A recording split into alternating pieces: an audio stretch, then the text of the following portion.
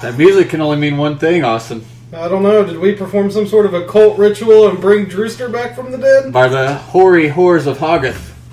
By the balls of Balthazar. Or whatever the hell. There's a lot of whores there, too. Drew has risen from the dead. He's back with us this week. Welcome to episode 7 of Dial H For Heroclix. I'm your host, Hunter Smith. I'm Austin Smith. I'm some guy. Drew Pinsky. No, Drew Alderson. We're back on our regularly scheduled back to our regularly scheduled programming.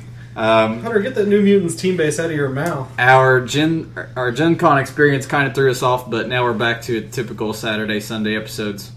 Austin and I talked a lot last week about Gen Con and our experience with it. Drew, just give us a quick overall summary on your thoughts looking back on your first Gen Con. That was your first time ever going, right? Yeah. Dude, that was me and Austin's first Clix time. Drew made a lot This of memories. was Drew's first time ever going. So how did you like it, Drew? It was probably some of the best times I've ever had in my life. Just hanging out with your friends for like 12 hours straight, grinding through battle royals and tournaments. There was a lot of bro bonding going on. We have grown as a unit. It was fun. Underline the word unit. But it was so much fun. I have so many stories to tell. I won't get into them. But like, just great times, great memories. Met a lot of cool people. Did you meet someone very important to you, Drew? Oh yeah. Somebody signed something of yours? Oh yeah, Brian Kibler and Justin Gary signed like my copy of Ascension. By the way, Brian Kibler is a beautiful man. If you ever meet him in person, you will go blind. Brian, tell the people, the nice Clix people, who Brian Kibler is. He's in the Magic Hall of Fame. I mean, he's pretty. He's a magician, right? He's a magician. He's a member of the League of Magicians. He's a Magic player. I assume multiple-time champion. He has won a lot of tournaments. Or else you wouldn't have been so excited to meet him and have him sign your stuff. And Drew was frozen in awe. I was just like, wow. We met, like you said, we met tons of nice people from HC Realms and former champions like George. George is my favorite player because the reason I like and respect George so much is not only does he win multiple times, Worlds and Nationals, but he always has a different team than everybody else. And he always does it. What I like about seeing about his method of play, I like the way, for one, he stands most of the time because it's really tactical. Yeah, also. I said I'm going to start standing every time I play too because it just gives you such a great vision of the board and it's intimidating. That's what I was saying. Especially if you're George and you got calves the size of tree trunks. Jesus Christ, George. It does give you that. For one, like I was saying, it kind of gives you a intimidation factor too. Just the fact that you're standing up and they're sitting, you talk about it in psychology and college and stuff. Like people don't naturally like looking up to someone, and you also don't like being tapped on the head. Like it's a weird thing, but you hate being tapped on the head by someone bigger. So what you're saying you. is I need to just start tapping people on the head while I'm playing. But it's kind of that thing where you don't like someone being ahead of you, and even though you don't realize it subconsciously, you're being intimidated. You know what I mean? You're naturally being intimidated. It changes how you play too. And but yeah, it's so nice, and he always stands up when he plays. But he wins majors. He's almost literally always in top 8, and he always plays different teams. Like he's never playing whatever the typical meta is. For instance, after he won Worlds a few years back, he designed Black Adam,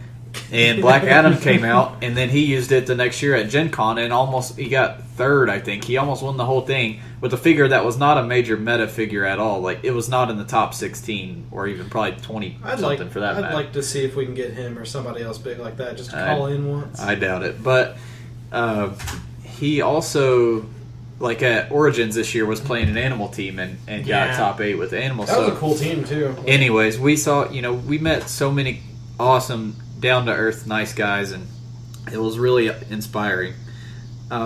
Today we're going to be talking about spoilers. There hasn't been a whole lot of news that's came out since our Wednesday episode. We'll be talking mainly about Wolverine and the X-Men sealed today. Talk about our favorite pieces and pieces that when you see them in your booster, you should build around. Like the really top-notch sealed pieces. Bertha! We're going to talk, and then we'll do a little community, and we'll talk about video games and comics this week. All right, let's get into some news. Now, the one that everybody's talking about is not an actual official news story. It's kind of solicit. It's a solicit that someone noticed and posted on Realms, and that is for the Avengers and the X-Men, which is the next upcoming event after Fear itself. Go ahead and give us a quick summary of what the solicit said, Austin. The solicit basically states that in order to play in the event, you have to purchase a $40 starter kit for either Avengers or X-Men. Now that's MSRP. There will be stores that are running it cheaper, depending. But also more expensive, depending.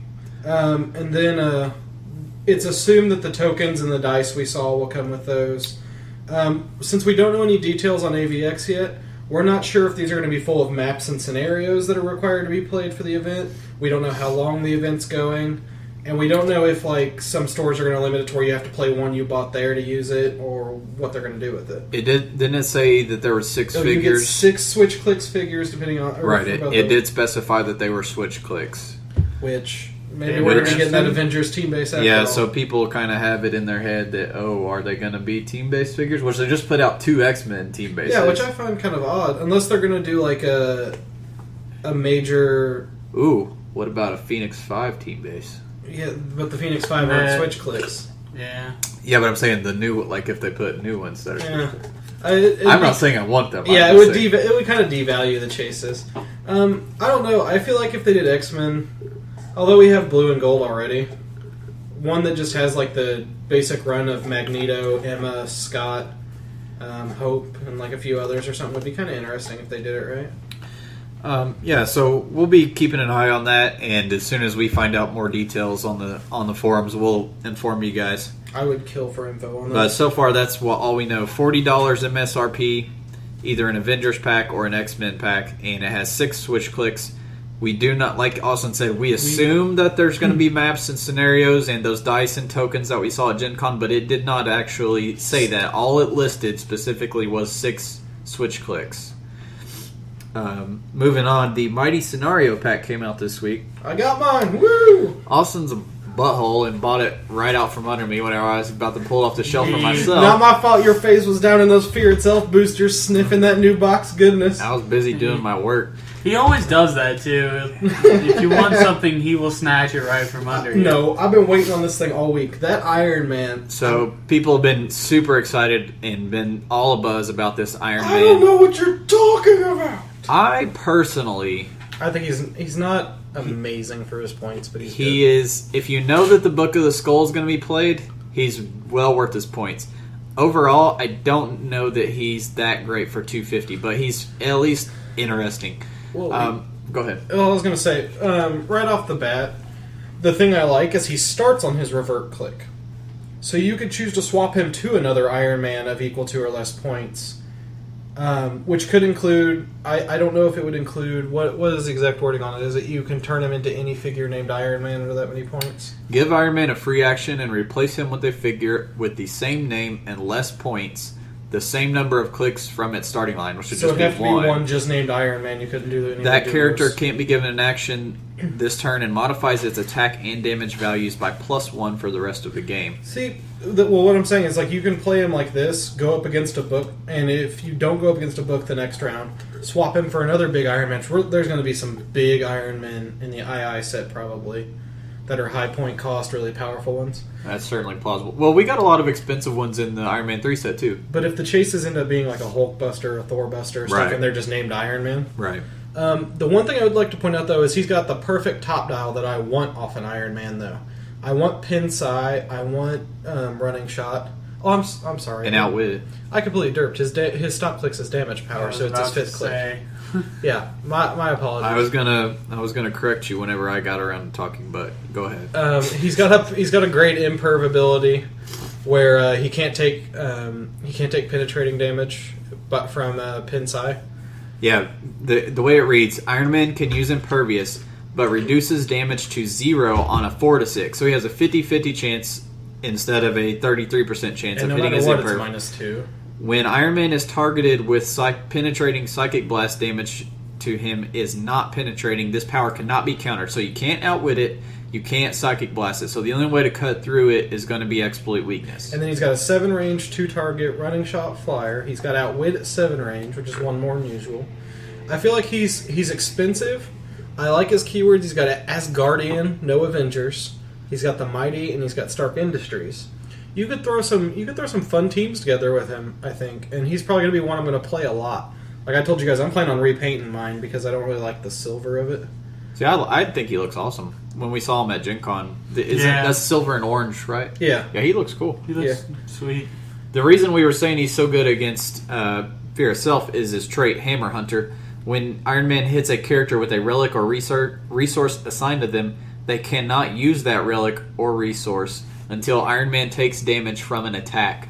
Now the emphasis is from an attack on there. Plus that coupled with that amazing defense power, it's going to be hard. And then since his top clicks on click 5, if you wanted to revert him into the M10 Iron Man, the +1 attack and damage for the M10 Iron Man's really good. Yeah, and you would still be, you still have the anti-resource. Shield in cap Iron Man, the shield triple bolt in cap Iron Man. Uh-huh. He's like what, 225? He's up there. The He's shield, 155. he's 150. Yeah, he's a good one. I mean, if he reverted into if click 5's pretty solid for him, he could be a good choice if they're not running resources. Now, there's one other figure in this set, and he is stupid good for his points. It's Split Lip. He's only 20 freaking points. Now, So first of all, a great. 20-point Asgardian is good enough as it is, because Asgardians are expensive. They need more cheap figures. But he's 20 points for only 3 clicks of life, but those 3 clicks are worth it. Mainly due to his attack power. I'll forge your weapon, you blank. Friendly characters can use free actions instead of power actions to make a relic roll and modify their roll by +1 if not already modified by this effect. Now, I stopped and talked to Lanon, one of the rules judge guys. Who we on the met at forums. Gen Con. Yeah, well, I stopped to talk to him at Gen Con about this. There's a big discussion going on about it because they haven't figured out if it works with the Book of the Skull yet. They're trying to figure out the intention. Like a few people, like he said personally he thinks it should, which would make this figure Why wouldn't it? ridiculous. Because the Book of the Skull specifically states when they're given a power action, then it's automatically picked up. Oh, I see. So since they're being given a free action to pick it up, it wouldn't be automatic. So people have been running by the Yeah, but it says can use free actions instead of power actions. I think it should work, but I'm not I an agree. expert. Yeah, we're just kind of waiting on the result. It's all going to depend on WizKids and what Yeah. they want to do. Yeah, with that's it. true. It's a 20-point. He's a 20-point silver ring enhancement. That alone, I'd run on almost any team. Enhancement for 20 points, dude. And then on top of it, that power. So what people are running right now is if their venue rules that he can't, they do what's called fast and sloppy, where you can use the free action, but since you pick it up like a normal relic, you'd have to roll for it, but you'd have a higher chance. So he's a good piece. I love Stark Industries keyword, Asgardian and Stark Industries. We're going to see a lot more Stark Industries in the Invincible Iron Man set. Yeah, most likely. He's just a great for 20 points, dude. You cannot beat that. Yeah, we're talking. We already talked about how we're going to do a Fear Itself constructed at some point. When we do, I'm probably not going to allow either one of those two. Really? They're going to be too good. Why would you Aw. not? Think Exactly. about it. The whole point of the Fear Itself seal is to build a team that you don't pull to build it. They're gonna literally F everybody over. That's so Can I like play why my would serpent? At least, I mean, I may allow split lip, but why would I allow the thing that the hard counter to everything in the set? That's why I was going to play him. why not just allow Justice League team base? Like, It's going to be nothing but everybody playing the Iron Man if I allow them. Yeah, true. I probably will just do main set anyways. I mean, although Scotty and Cap don't really screw anything over. The problem, yeah, that's what I'm saying. Well, the He's cap's literally not that great within Fear itself anyway. He's Like, literally a hard counter. No, I just like him because he's cool. Yeah, that's true. Cap Without another cap to We'll play just with do is the not- LEs and the main set. Yeah. Because, you know, 'Cause it'll be then- nice being able to construct your own big team instead of pull. Yeah, and then only you'd be able to playing run weak pull. Scotty's Warbot and stuff like that if you allowed the side ones. no, please don't. But the other thing that comes with it, there's a specific relic, Hunter, that comes with the pack. Uru Forge. Now the Uru Forge is a cool little thing, especially with split lip. Oh, there's also a lot of bystanders. Oh, there's some pretty good bystanders. Let's talk about the Uru Forge here. It's a relic 3-6. When a character would place this relic on its card, choose one. You either modify their speed or range by +3 for the rest of the game, modify this character's attack, defense, or damage by +1 for the rest of the game, or you remove this from the game and replace it with another relic of equal or less than points in the same square. Now, to clarify, because this gets asked a lot, if you try to pick it up, you would place that object back in the square, and you'd have to roll to try to pick up that object the next turn. It would be a whole new object. It's not, instead of putting this on your card, you put that object on your card, because it specifically states to put it in the same square. Right. Now, that's a little more limited, but what people are talking about is if you run split lip, you have everyone move up, touch the cauldron, get +3 range, step off next turn, someone else steps up, and you beef your whole team up that way, and all of a sudden you have a whole powerhouse just raining all these modifiers down. Wouldn't the bonus go away? Let's see. It says this game. When a character would place this relic on its card, choose one. Yeah, but wouldn't the first person who hits it, if they chose the +3 speed or range, wouldn't they then still pick it up and put it on their card? I don't know if the wording's right when they have it on here, because I remember it's saying instead. Okay. We'll have to double check that one. Because, yeah, the way it's worded here, on the card, I don't see why it would. We'll have to see if there's a rata or something. I would think that it would go on your card afterwards. When a character would place afterwards. this on its character card, choose one. If it said instead choose one. Oh yeah, true, you're right. But it just says choose one. I would think you would get that and you would put it on your card too. Yeah. It's just saying you get the bonus. Okay, so you can only But see, do the like last one one, character. the last one does change it because it says or remove this relic from the game and replace it with another relic in the same square. Okay. Like, that one's totally different. Yeah, so yeah, you'd only be able to use it once, but still, you run up with that Iron Man, pick it up, you're now at 10 range. Yeah, I don't think you could do it for your whole team. Yeah, that's true. That'd be a little stupid anyway. That would be broken. And like I said, we got some cool bystander tokens. If you guys want to look at these, go to hcrealms.com. We got dwarf tokens! Go to the unit section and go to the FI icon, and they're all at the bottom of the units. Alright, let's move into Star Trek. We got 2 new pieces. Are they both Borg? Yep. They're both spheres. They're both Borg spheres. Anything super special about these? What about 4270? Anything special? They're pretty straightforward Borg units, but if 4270 tries to shoot an enemy that's marked with an assimilation token and adjacent to them, every other ship that's adjacent to them gets +1 attack when shooting someone that has a token. No, actually it just says basically the sphere has to be adjacent to the person who has the token, and then other friendly ships. So they wouldn't have to be. If you move them up, everyone else gets +1. Yeah, so basically what you want to do with these spheres is make them base the enemy ship, and then all your other ships targeting it. And it has sharpshooter. It has sharpshooter and then a special attack power. They can use Pinsai and get +1 damage to each hit target with an assimilation token. Each hit That's target. pretty good with Psychic Blast. That's pretty good. It's only 2 bolts, but 2 bolts +2, you split your damage +1 to each. And it's Psychic Blast, so you're getting 2 he has 3 damage. So you're getting you're getting 5 damage. Most likely you're splitting 5 penetrating damage and you're putting more tokens on each of them. I like them for 175 points. Dude, they're personally. awesome. How many points do Star Trek games usually run? Probably a lot, I would assume. They're usually a little bit higher. Some of the Gen Con ones ran pretty high, if I recall. Because people were fielding big fleets. Let's look at Sphere 3095, which is also from the main set. It is 150 instead of 175. It's a long dial with some outwit and regen for a while towards the bottom. 9 clicks. That is so much. And it also has 4 clicks of steel energy. So this thing's staying with flurry. So this thing's staying alive for a long time. Kind of like Drew. It does have one special power. It can use prob control.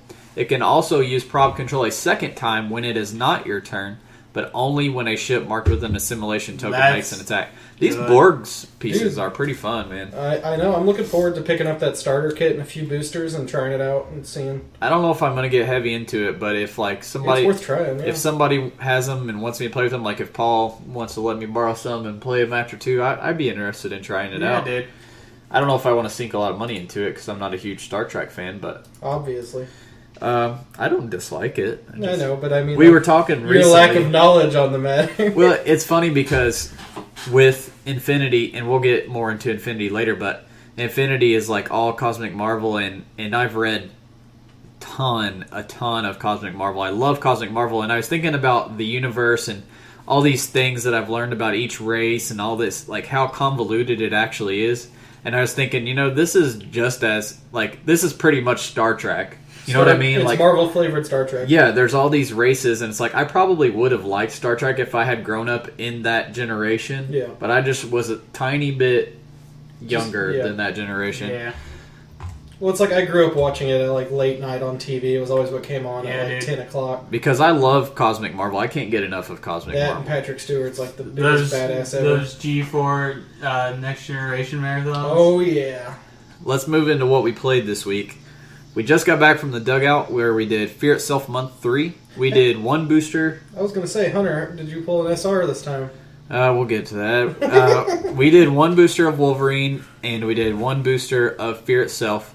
My bad luck streak continues. That is now the 12th 13th. Fear It's... No, it was the 12th. Oh. That was the 12th Fear Itself booster that I have opened, and I have yet to pull a mother freaking super rare. And I didn't get anything over a rare on my Wolverine booster either, but, that's fine. I did get a Phantom X, who I love. Like I said, we did one of each. We did the hammer with a maximum of 4 allowed. If you had Scotty's, you could use hers as well and get 4. God, that hammer is easily the best of them right now. And, yeah, I agree.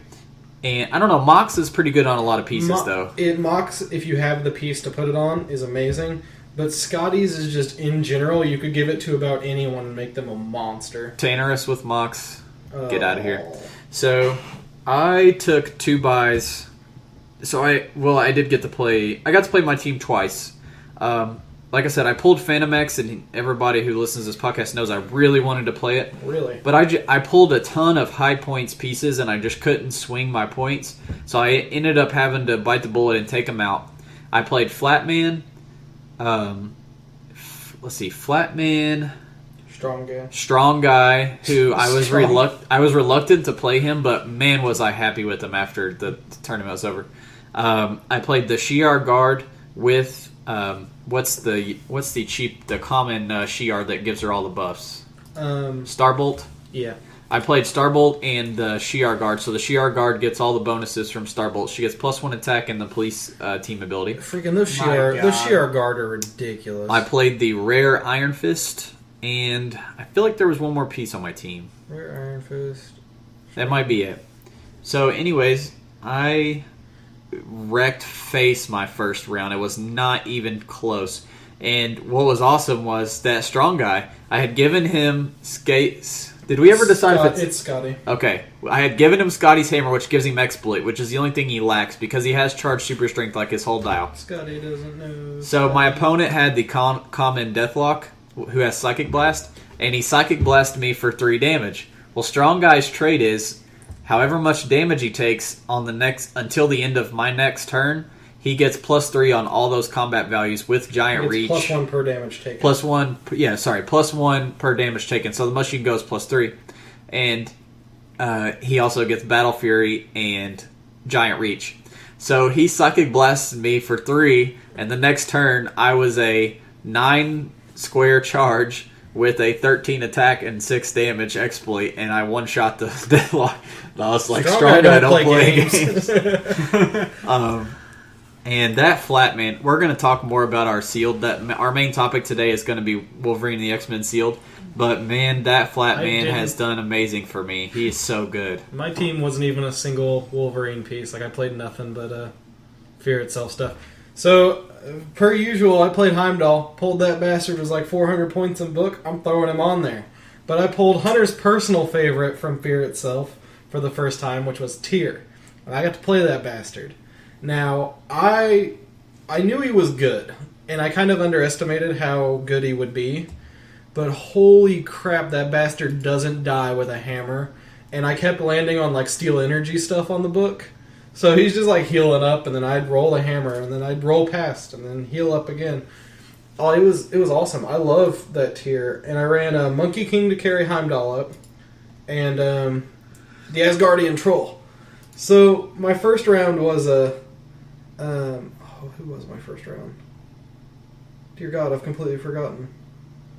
Oh well, I went up against a big Bertha at the end, and it was a mess. Like Bertha, don't sleep on that Bertha, people. I'm warning you now. Don't sleep with the Bertha either. Don't sleep with the Bertha either. Don't get near her. She's got her own gravitational pull. You won't get out. But her defense ability is when she's hit, you roll a d6. If it's a 1 through 4, she ignores all the damage but 1. If it's a 5 or 6, she ignores it all. So you can only hit her for 1 ever. So what happens is I have an Asgardian troll next to this Bertha, and I've got to hit it 4 times, and it's got Scotty's hammer, so it's got an exploit 2 and a 13 attack. So this fat bitch is over there ready to smash faces in. So I run up with my troll, and I'm like, no! And I roll a 9, which was just enough to hit it. And then he failed it. And she's only got 4 clicks alive. So here's the problem with her, though, that I was afraid of. You can outwit her defensive power, and you can pulse wave it. Yeah, see, I didn't have It reads, when Big Bertha is dealt damage, roll a d6. I did have pulse wave. On a result of 1 to 4, she ignores all but 1 of the damage dealt. Hey, Hunter. On a result of 5 to 6, she ignores all of the damage dealt. What's up? I'm going to start playing Bertha Gauntlet. Outwit this! She is fun. So, let's compare her to Blob real quick. One thing... She's got tits. There's pros and cons on each. Oh, wait, I guess Blob does too. There's pros and cons on each. One, she can dish a tiny bit more damage than Blob can. She can also be TK'd, which Blob cannot, and she can be carried, which Blob cannot. Oh dear Lord! Actually, I think Blob even says he can't be placed. Yeah. So she has more mobility. Blob has more clicks, and Blob's defensive power, I think, cannot be pulse waved or outwitted. Let's read it. Oh no, it can be pulse waved and outwitted, but still. But his defense ability lacks the 5-6 ignore. Right, he ignores all but 1. She has a chance to ignore it all, and she also has shape change. But he's got 3 more clicks than her too. Yeah, so he's also 20 more points than her. Though. I would go with Bertha over Bob. I was going to say, personally, I like Bertha. I think she gives you more options, and she also has Endom, and he does not. Just about to say. Well, see, what my opponent did was he ran that X-Man, which was an 8-range Pinsai. He ran him like half dial or whatever. And he used he used Bertha to tie up, and Bertha's doing like 10 penetrating every time, because with a hammer she's a 12 attack. And he kept tearing through Heimdall for 2, turn after turn. And there was really nothing I could do to get away from her, because screw her, she's got plasticity in charge. So I had to find a way. I killed off his whole team. I tried my best to leave Bertha alone. And then it was just it took me forever to kill her. Austin ended up winning the whole thing, though, by a very close points victory. Yep. So that puts, I believe, him and Ricky in a tie. Although, actually, Austin would be slightly in the lead because Austin has 2 event wins and Ricky only has 1. But they're tied on overall points. Sexy Thor LE. So at our venue, the way I do it, if nobody's familiar with the way that WizKids does their events, they give you a suggested way to run things, but it's really at your discretion. The way that they suggest to do No Man's Land Month 6 and Fear Itself Month 6 is actually to just basically anybody who shows up to Month 6, as long as they've played in like 2 events at your store, basically, they can show up. They can come to the first 2, not show up for the next 3 months, and then show up on Month 6, and if they win that event, they get the Batcave or the Serpent or whatever. And I know a lot of venues that are doing it where they're not even checking their requirements. Like, it's just people can show up. Yeah, exactly. Now, the way that I like to do it at the Dugout and the way that I would run it at the other venue if I end up taking over is a way that rewards the players who are showing up, who are consistent and supportive of the venue.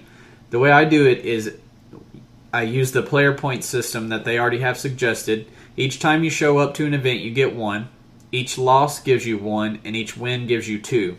And if you win the event, you get 3.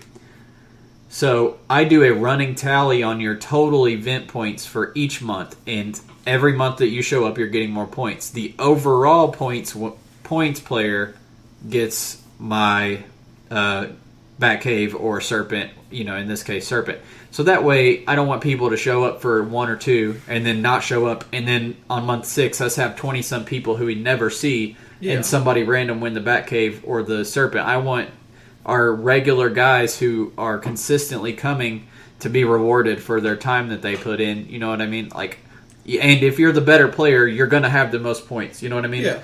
So that's the way I like to do it, and that's the way we're doing it right now. But that Thor LE, I want to talk about that Odin a little bit later if we get some time. Let's talk about Thor today, and then next month we'll talk about Odin when he comes out. That's fine. Everybody is really excited about this Thor, for one, because it's Thor. The sheer amount of people up in our trade group that have been posting wanting this Thor is crazy. And he's a monster for 275. Power Cosmic with 9 clicks of life. He's got Imperv and Invul his whole dial.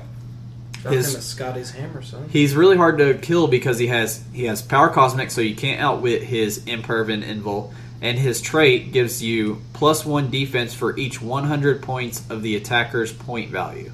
So, I mean, he's not going to be one shot. No, and against a 300-point figure, he's a 21. Yeah. That's crazy. His special attack power is the Odin Sword. Give him a double power action and make a close or ranged combat attack. He has a range of 6 with 1 bolt. If he hits, roll a d6 that cannot be rerolled. Replace Thor's damage value with his printed damage value plus the result. And he has a lot of 4s and 3s and a couple 2s. So if you're doing this top dial, you have a 12 attack with a 4, and then you're getting to roll a blades basically and add that to your 4. So a maximum of 10 damage. But once per game, he can do it as a power instead of double power. Yeah. So the first time you do that, let's see, you do this as a power action. So you still couldn't charge with it, but still, you're getting to do a potential 10 damage, which is ridiculous. Yeah. He has a lot of flurry, and then towards the end of his dial, he has a lot of flurry blades exploit or charge blades exploit. And Invul or Imperv his entire dial, like he is not. So he's pretty dang good, but he also is Thor, and his sculpt looks so badass. I think 90%. He has a hammer and a sword. I'm just saying. He wins. Yeah. He wins. He wins. And then we'll talk about Odin next month when he comes out. Yeah, like you said, sick. Everybody's talking about the story. Everybody wants him. I'm so happy I got him. Like, he's just such a good piece, and he's a good. The sculpt's one of those like you could set on your desk, and like people would notice because he looks so cool. He's wearing Odin's armor. He's got the big sword over his shoulder. Odin's helmet. Mjolnir. Drew, what team did you play today?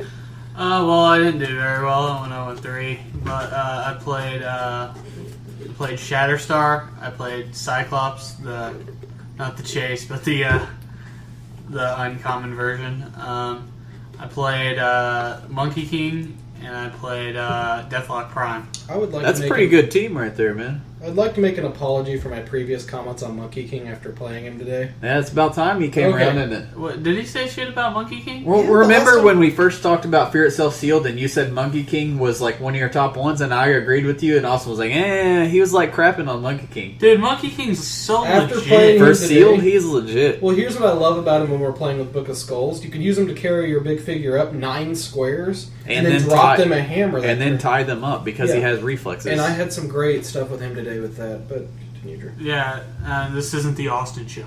Shut up, Drew. Anyway. It was last week while you were dead. Maybe I should just kill you again. Continue, Drew. I'm sorry you were interrupted. Go ahead. Thank you, Hunter. Somebody has some class on this podcast. Anyway. So you had a really good team, it sounds like to me. I was short hammers, first of all. That's true. Being short hammers or not playing the book at all is a horrible decision, you guys. If you're playing Fear Itself Sealed, I don't care if you have to play crappier figures. You need to fit the book and as many hammers as you can because the +2 attack alone is just well worth it. If you're going to a Fear Itself event, even if you don't know whether they're using the book or not, you bring the book and all hammers. Yeah. Yeah. My first opponent, like I said, it was not even close. And the main reason is because I had hammers and he did not. You know what I mean? That. Not even the fact that, he had good pieces. He just those hammers +2 attack, charge, exploit, running shot for you're only paying freaking 3 points a piece for them. And then Get out of eventually here, you get man. like penetrating psychic blast. And just wait till we get to 6 and 8 on it's craziness. I got Pulse Wave on mine because 3 or 4 hammers gives you that second slot. Yeah. Oh, man. It's just the team was good, and I just first game was against Scott, and I did okay. It's just Scott. Shout outs to Scott. Love you, Scott. Dedicated listener. I love you, Scott. I think he just listens to find our weaknesses. I know. Probably. He's probably like, I wonder what these guys are playing next week. Let's counter their teams. But yeah, it was really fun, and I lost, but I still got a Thor through janky trades. And So, I played at Comic Book University on Thursday in their month 3, and it was the same format except it was 300 points. But 1 Wolverine, 1 Fear Itself. I had a really good team with Flatman once again. So sick. talk more about him later on. Yeah, we're going to talk more about him, and we're also going to talk about Toad, who I also played. The funny thing is, I was telling these guys, typically when you're playing sealed and you pull a piece that you're like, I have to build around this piece, it's usually an attacker. And it's usually somebody who's like 100 points or more. You know what I mean? Like right between that 1 to 150 range. And when I pulled both Flatman and Toad, I was like, I'm literally building my piece around these 268 total point pieces. Because they're that good at tie-up. They're ridiculous. And so I pulled those two, and then I saw Mr. Shadow King in there. Oh my and gosh. I was like, well, if I have these 2 tie-up guys, then I need somebody who's a ranged attacker. So let's read. I hadn't seen much about Shadow King at all. Shadow King was a blast to play, and the main reason I played him was because he looked fun. I love mind control. Who doesn't love mind control? Oh yeah. His gives him mind control with a range value of 10. When he does, he is not dealt damage, and hit targets may be assigned 2 free actions instead of 1. One of those 2 actions must be a move. So it's like the guy from Superman. Yes. Maxwell Lord. Yeah. Which I loved screwing your Beast Boy with that one. So the problem with him is he does not have running shot. So I just dropped him Mox Hammer and gave him a running shot 10 range mind control without worrying about taking damage. I played those 3, and I played the book with 4 hammers. Excuse me. And I played the rare Iron Fist from Fear Itself, which that was the first time I had played him. I played him again today. I don't know how I feel about the rare or the. He's good. At first, He's good. At he's first, not- he's very good. The problem is the common one is just so ridiculously amazing that you kind of like think a little less of the This rare. is the guy who was sleeping on Monkey King. Yeah, that's by the way. true. Let's not. Screw you guys. Who takes his opinion into consideration? No, actually, I think I had 3 hammer. I don't think I could afford 4. But so this was my team, and I felt pretty good about the team going in. The problem in my games was not my teams; it was my dice. Yeah. I almost lost to a player who it was first round. It was his first time ever playing in a tournament, and he had a ridiculous team. He had Spiral. First of all, Well, you won there. Spiral's an auto win right there. He had the Doctor Strange, and he had multiple man and another and a Thule Society priest. So he had 2 probs right off the bat. And another stupid thing about Doctor Strange and Spiral together is on Spiral's second half of her dial, she gets that Charge Flurry Blades with a free prob on one of her blades. Yeah. And you then got to think Doctor Doctor Strange has an extra prob for a D6 roll. So she has 2 extra probs on that Flurry Blade. So really she's getting to reroll her blades 4 times because they both each have prob as well. It was ridiculous. And I think I crit missed 3 times on that first game. And there were so many times that I only needed a 4 because I had hammers, and I kept rolling 3s. And my friend was sitting there watching me the whole game because he got done fast before me, and he was just laughing his ass off. He thought it was so funny. And I just could not hit a roll. And then I would finally hit, and he would roll super senses or something, and I was just like, I'm going to lose. Here I am, like I win like every tournament here. I'm going to lose to a first-time player on my first freaking round, and I'm going to feel like such a butthole. And the only reason I won that game was because, like we were just talking about, when you play 3 to 4 hammers, you get the second slot. Yep. I only had Shadow King left. He had both Spiral and Doctor Strange left alive. I mind controlled his Spiral to charge Flurry Blades Doctor Strange to death. And then I rolled my book. Actually, you don't roll the book when you mind control, because you're not actually doing damage. So I just looked at my dial at the end of the turn, and I noticed that it was on poison, and he had to come up to me to be able to get me with Spiral. So instead of worrying about running shot, mind controlling him, I moved back a little bit, and I had a Perplex, and the book was on plus 2s, or I can't remember if it was plus 1s or plus 2s. So I was like, well, with this modifier and my Perplex, I can put my defense way up and make it hard for him to hit me and make him take poison because he had reflexes. So that's what I did. I faced back a little bit, I perped my defense up, and I made him come to me. He did, and he missed. And also, if you look at Shadow King's defense power, he ignores all but 1 damage dealt by adjacent characters. And then after, when he is dealt damage, after action to resolve, you roll a d6. On a result of 3 to 6, you heal him of 1. So you have a chance of literally not taking damage at all. So I sat back, I made him come up on me, he missed, he poisoned, he cleared, or I poisoned him, he cleared, and I had a chance to attack, and I'm like, I'm not even taking a chance of crit missing, because I'd already crit missed 3 times. So, and I didn't want to, there was no point in mind controlling him. Yeah. And there's no point in rolling off of that poison. So I just sat there and passed turn, and he cleared, and then I poisoned him to death, and I won. And I was like, it's sad that I have to kill you with poison because I can't roll above a 3, but I'll take it. So that was a fun match. But it brings me back to like what we talked about before Fear itself, though. I had some really good high point figures I could have played today. I pulled that Chase Myth, what's her name? Magic. I pulled Chase Magic and I pulled Angerer. Both are high point figures. They're power pieces. But I had to go with a bunch of lesser point figures to try to get a good team out of it. And I almost played that Common Colossus today. That Common Colossus from Wolverine the X-Men. I was going to go Tyr, Heimdall, and Colossus for $3.99. But I knew not using the book would have murdered my team. It's a huge, huge deal. Yeah. So that was my first round. My second round, I go up against my friend, who's a really good player. And I see his team. Chase Colossus. Oh, he ran Chase Colossus? Chase Colossus with Oracle, who I already said last week is the best common in the... I think she's better in long shot, to be honest. For her support for 50 points is ridiculous, and Colossus don't need no support. Colossus needs... So... And he also had Starbolt. That's the name, right? Starbolt. I don't know. There's too many stars. Something. I know. Storm something. Let me double check. I'm pretty sure it's Starbolt. Yeah, it is Starbolt. Who has Running Shot, Pulse Wave, and Running Shot, Psychic Blast. So he has an amazing primary attacker, a perfect support piece, the best one in the sealed, and one of the best secondary attackers. I was like, I am screwed. I had to go first. I moved everybody up. He came right in swinging, and I could already tell, like, he knows that I'm going to drop hammers. I don't think he's going to. I think he's going to rush me while I'm dropping hammers because he knows that he can hit me real hard and real fast. Yeah. And that's exactly what he did. That's a smart move, too. Right, in his situation, because I have more people, and in the long game, I'm probably going to beat him because I have more people and more hammers. He knows that Colossus already does stupid damage because it can hit you for like 6 with an object, right? That's what I was afraid of my last game because he had that X-Man and he has 8 range penetrating against Fear itself figures.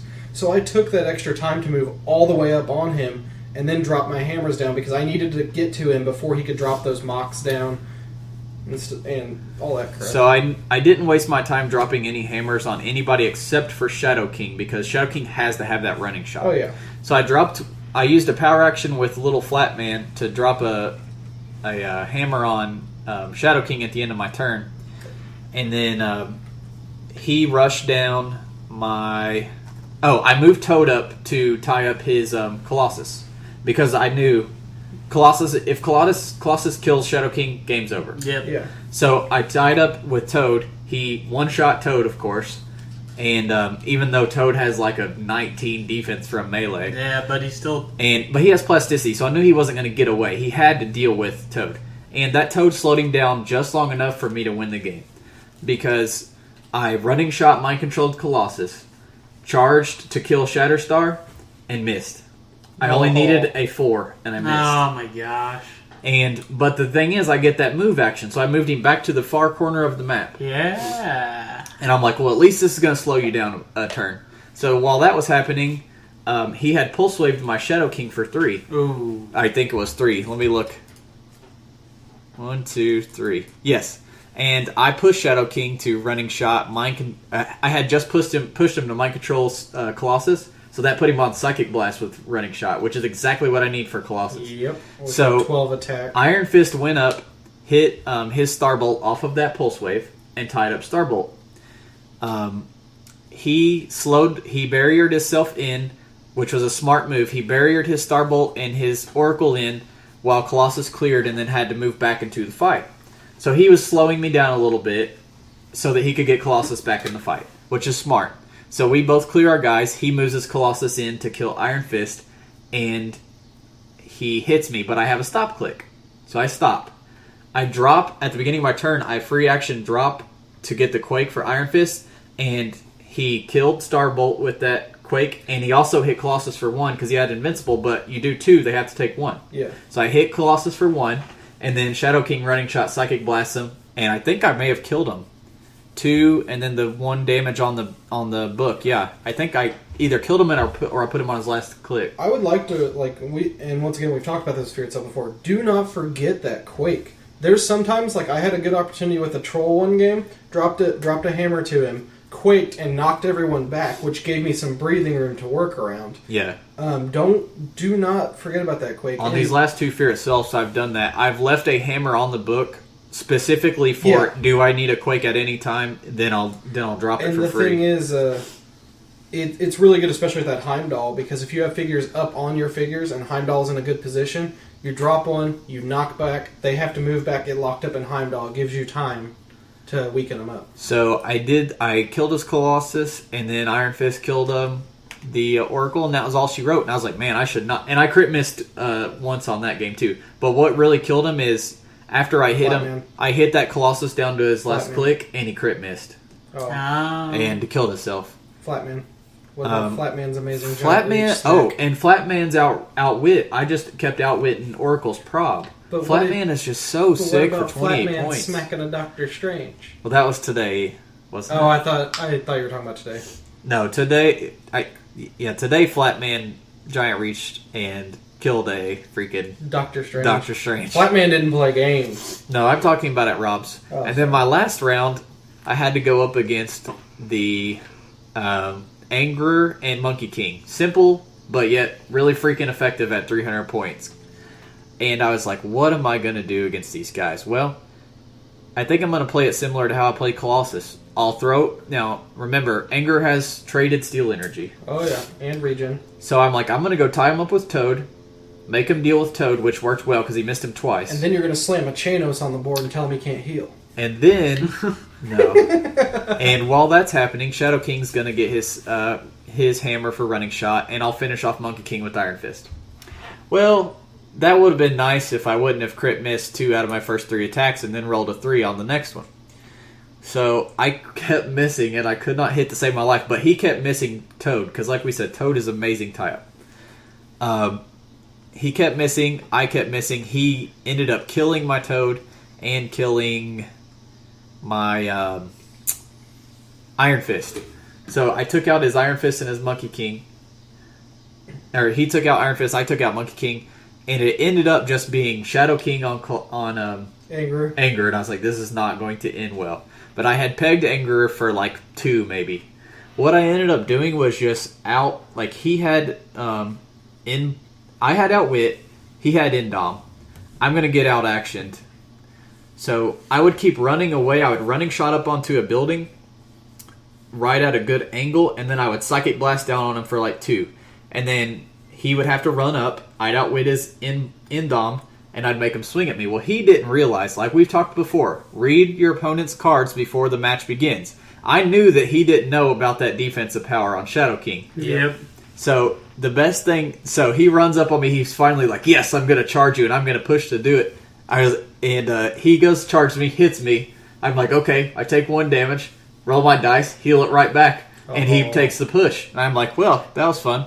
I'm going to phase to the other side of the map and clear while you come after me again, and I'll Psychic Blast you for 2 again, and then let you run up and hit me for 1. So I just slowly ticked him down, and I ended up winning, and I won the whole tournament. But Shadow King was a blast to play. If you can, without hammers, he's probably not as good, but he still is solid. Yeah, I was going to say, when they first spoiled him, like... If you can give him running shot with a 13 attack, 10 range mind control, do it. He'd be a fun gauntlet target. Like, I mean, that's easy to say for a lot of people, but I think he's one of those figures that, with the gauntlet and a smart player, you could get some serious mileage out of. And what I did against him, the same thing I did against Colossus. At the beginning of the game, I hit Colossus with a mind control. I went after his Monkey King. I missed. It was a replay of the game before, but I ran him back to the corner of the map and made him slow him way, way down. It was just a blast. I loved Shadow King. And that Iron Fist was well worth his points, especially if you give him Exploit with Scotty's Hammer. Yeah. So, some good matches this week. All right, let's move into our main topic, which we've kind of already been talking about, and that is Wolverine and the X-Men Sealed. So what we want to do is give you some tips. We're going to talk about our favorite, 3 each figures from the Wolverine and the X-Men, just the common, the uncommon, and the rares, because those are the ones that you're going to be seeing typically when you play Sealed. You're not going to pull a Prime very often. You're not going to pull a Chase, and you're not going to pull super rares enough to worry a whole lot about it. Especially when you're Hunter Smith. Especially when you're Hunter Smith and you can't pull a super rare out of 12. Prime is 1 in 16, a Chase is 1 in 16, and then an SR is 1 in 4. I'm not sure the distribution, but I think SRs probably are 3 is per brick. Okay, yeah, so about 1 in 3 or 4. So about 1 in 3 probably in a main set. But when you're only playing 3.33. when you're only playing Fear Itself and Wolverine, which is usually what you're doing with Sealed, because most stores aren't going to run Fear Itself, Sealed, and another Sealed. Now, one good thing about this set for Sealed is the commons are honestly the best. Like, if you looked at all the commons, all the uncommons, and all the rares, the commons are the better out of all of them. Drew, what's your number 1 common for the set? I'm going to say Long Shot. That is a damn good choice. Now, why would you say Long Shot? I played against him today, and not only the fact that you get to say, hey, I rolled a crit, but just... He's got prob, he's 75 points, he's got a 5 range with triple bolt, he starts with an 11, but you're going to be mostly playing Fear Itself Sealed, so you give him a hammer, and he's just going to do some sick, nasty things. He's not going to miss with the 13 he's and not. a prob. Especially if you push him down to a second click with that Precision Strike triple bolt. Yeah, an important thing to realize with his trait, guys, his trait reads, all of Longshot's crit hits are crit hits. If he rolls a 12, the attack cannot be evaded, and damage dealt is increased by an additional 1, and the damage cannot be reduced below a 3. This just sounds ridiculous just reading it. But the thing to remember with that trait is for each bolt, each character that you trigger with a ranged attack, if you crit hit, it does 1 extra to each. So, yeah, so you're dishing out, let's say I target 3 people and I have 2 damage. I crit. That means I'm actually dishing out the 2, but I'm also doing 1 extra on each target. And then with Precision Strike, it can't be. And then with so on his next 3 clicks, he gets Precision Strike. Scott, if you're listening, you could have done so much more damage than you thought. Yeah, a lot of people don't realize that. It's in the rule book. My only beef with Longshot is, although he's an amazing offensive piece, you've got to protect his ass. He's only got a 5 range. Yeah. And 18 with Energy Shield. If someone gets up on him... I do wish he had Sharpshooter. Yeah, at 6 clicks, well, Sharpshooter 3 bolts with that ability would be ridiculous. Well, he's already ridiculous. Let's just give him Sharpshooter and make him even more ridiculous. Like, he's only 6 clicks, 75. He's got regen on his last click. If you popped him really good for 5 right out the gate, or one-shot him, that's your best opportunity. Yeah, you're going to want to send in your tie-ups and fly him in behind, and then Longshot can run up and then do his shots. I suggest... What hammer would you suggest for? Probably Mox. Mainly because he loses a running shot after that first click. Yeah. And he needs the toughness. I'd like Skerns on him. Skerns allows him to ignore elevated and characters, which means you could get him up into positions that would make it annoying on your opponent. He does get leap climb already, though. Yeah, I would want him to have running shot full dial, though, so that he can position those 3 bolts. Why not? Plus, it's going to give him toughness, isn't it? Once you get a 5th hammer, you can start dropping. Does it not dropping. give toughness? Which one? You get all the hammers give toughness. Oh wait, I think Mox doesn't. Oh. I think Mox is the only one that does not. Let's double check. Yeah, it doesn't. It gives plasticity. It gives plasticity. Which means you could running shot away a lot easier. That's true. But if they rush in to tie you up, you would just roll as long as you don't get a 1. Andy has prob. Yeah, he's a great secondary attacker anyway. So, I mean... When we were picking what pieces to talk about, long shot was my choice, and Drew jumped on that, and I was like, no! I'm going to go with my number 1 is actually, as much as I love long shot, my number 1 is Oracle, and we talked about her last week, so I won't go too in-depth, but in a sealed environment, paying 49 points for a taxi, smoke cloud, barrier, and prob control. Great keywords. I would pay 75 points for that easily. A better Jinx, man. Yeah, exactly. She's a better Jinx. She's just so sick. And then if you peg her for 2 or 3, she gets mind control and pulse wave. Get out of here. And shape change. She's stupid. Guys, if you pull Oracle, play her. I don't care what she's supporting. She's like the perfect sealed support piece. Austin, what's your number 1 comment? Colossus. I pulled his ass today. 100 points. I wanted to play him so bad, especially with my Heimdall teams. His top click, he's an invincible 17 with a 4 damage empower, super strength charge. You set him up next to some big swinging figures from Fear itself. You're upping their damage by 1 in close combat. And then if they decide to hit him, what are they going to hit him for? 2, maybe 3 at most with a full alpha strike? He's just a beast, and if they only hit him for 2, he drops onto a second invincible click. Right. Close combat, and he's got close combat expert for a good chunk of his dial. He's a solid piece for 100 points, and X-Men TA you could copy with those Thule Society priests, keep healing him back up. Oh man, I love that piece. I would highly recommend that piece to anyone playing Sealed. Drew, what's your number 2 comment? Shatterstar. Very good choice as well. He's got the Alpha Strike effect where he can get in with someone else, but you got to make sure that they're lower than you. Basically, you're going to want to bring in someone who can tie up well. Monkey King is an amazing choice for this. Yeah, that's a good point. How many points is the Iron Fist from Fear itself? He's 80. Oh, He's 80. damn. It was almost a match made in heaven. He's got Flurry and Blade's Claws Fangs with the 2 printed damage value. With charge. You're not going to not Flurry. And he also, and then once you're done, he would have a 17 reflexes. Yeah, he's really good. You give him a hammer that's a 13 Blades Claws Flurry. You're going to always Blades. You're going to hit 6s. You're going to make people cry. He's so good. Send him home to their mamas crying. So his trait is the way that they should have made spirals. Yes. Read his trait. You give him a power action. You can place him in an adjacent friendly character of a lower point value in any adjacent squares on the map. And that's once per game also. So that's how they should have made spirals. Should have been once per game. They could have made it a power instead of a double, which because of the other stipulations that makes it fair. Fine. It should be you and some kind of limitation. Either they need to share a keyword, or like Shatterstars, they need to be lower points. They should have put some stipulation on it. They had to know how stupid that piece In is. certain situations, Shatterstar is ridiculous. You build a constructed team around him, and you put someone like Khazar. You double prep time onto Flurry with Khazar. You roll in and you blades the crap out of their main piece, and it's just bad things are going to happen. Austin, number 2 comment. Dazzler. Really? Now this is a weird piece, and I'm gonna throw this out there, especially for Fear itself. You're looking at a piece that has precision strike and penetrating its whole dial in some form, so you're gonna be able to get through all those reducers and all those problems you have. A 6 range, which isn't great, but it isn't terrible. Energy shield, so you sit back, and then if she has no action token, she can use running shot. If she has 1 or more action tokens, you may give her a free action, and characters within 4 squares can't use stealth until your next turn. Well, that's not as useful. You drop her a hammer or something, throw her up to a 12, just start pinging people for 1 or 2 damage, and then she's got Perplex down dial. I'd use her in Batman Sealed. Yeah. She's a piece that I think people overlook, but down dial, she's a willpower, sidestep, precision strike. It's not that she's amazing, she's just one of those pieces you want, because down dial ability to get through reducers is really important, because heavy reducer players are trying to get rid of all the threats that are going to be able to get through their damage or their defense. So when you have a piece like this that can just constantly be a threat, it redirects their attention. It makes them go after her.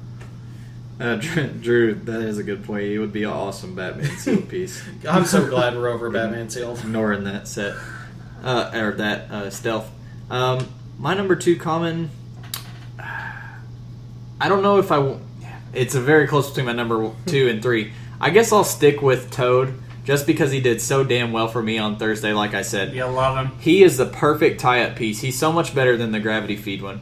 He's only 40 points. He has a 9 movement with Leap, Climb, and Plasticity, and he has a 17 reflexes, so he's a 19 melee. He is just the perfect sealed tie-up piece. You're going to go in, they're not going to break away because they have Plasticity, and they're going to have to deal with that 19 from melee. Since he's Brotherhood, he won't even count towards your action total, too, so if you're over on characters, just run him right in there. Right, his moving into tie-up doesn't mess with your action total. And another cool thing that actually did come up for me in the second game is the end of his dial for the last 2 clicks. He gets a special power. You give him a free action, roll a d6 that can't be re-rolled. If you roll a 4 to 6, so 50-50 chance, he can choose a standard attack power and can use it this turn. So I ended up hitting that, and I chose Precision Strike. Yeah, I was about to and say. I got through on the Angerer. I hit him for 1. I think a lot of people are really underestimating Precision Strike. It's an amazing power, and haven't had some chances to see it today. I'm really looking forward to playing it. It's especially good in Fear Itself Sealed. I mean, if they're playing Speedball or Serpent, you're going right through that Super Senses. Yeah, and they're even Imperv and stuff like that. Oh, you rolled a 5-6, that's great, you're still taking 1. I mean, like, some of those pieces, like, they have Imperv on, like, just their first click, or their first 2. You just keep popping them with a bunch of cheap figures, and you're knocking them down dial and out-actioning them. Indeed. Drew, and why don't you guys do your number 3 comments? Alright, my number 3 is Wolverine from the main set, number 1. He's really solid. I mean, he starts with a 12 attack and 17, is that kind of my reflexes? No, toughness. It's toughness. 17 toughness? You can't really turn down a 12 blades right off the bat. It's like he's got charge too, and at the beginning of the game, choose an opposing character. At the beginning, you choose that character, so it's in 6 squares, so Wolverine, choose one. That character can't use shape change or stealth this turn, or modify Wolverine's speed value by 2. So that gives him a 6 charge range. Yeah, that's pretty sick, I must say.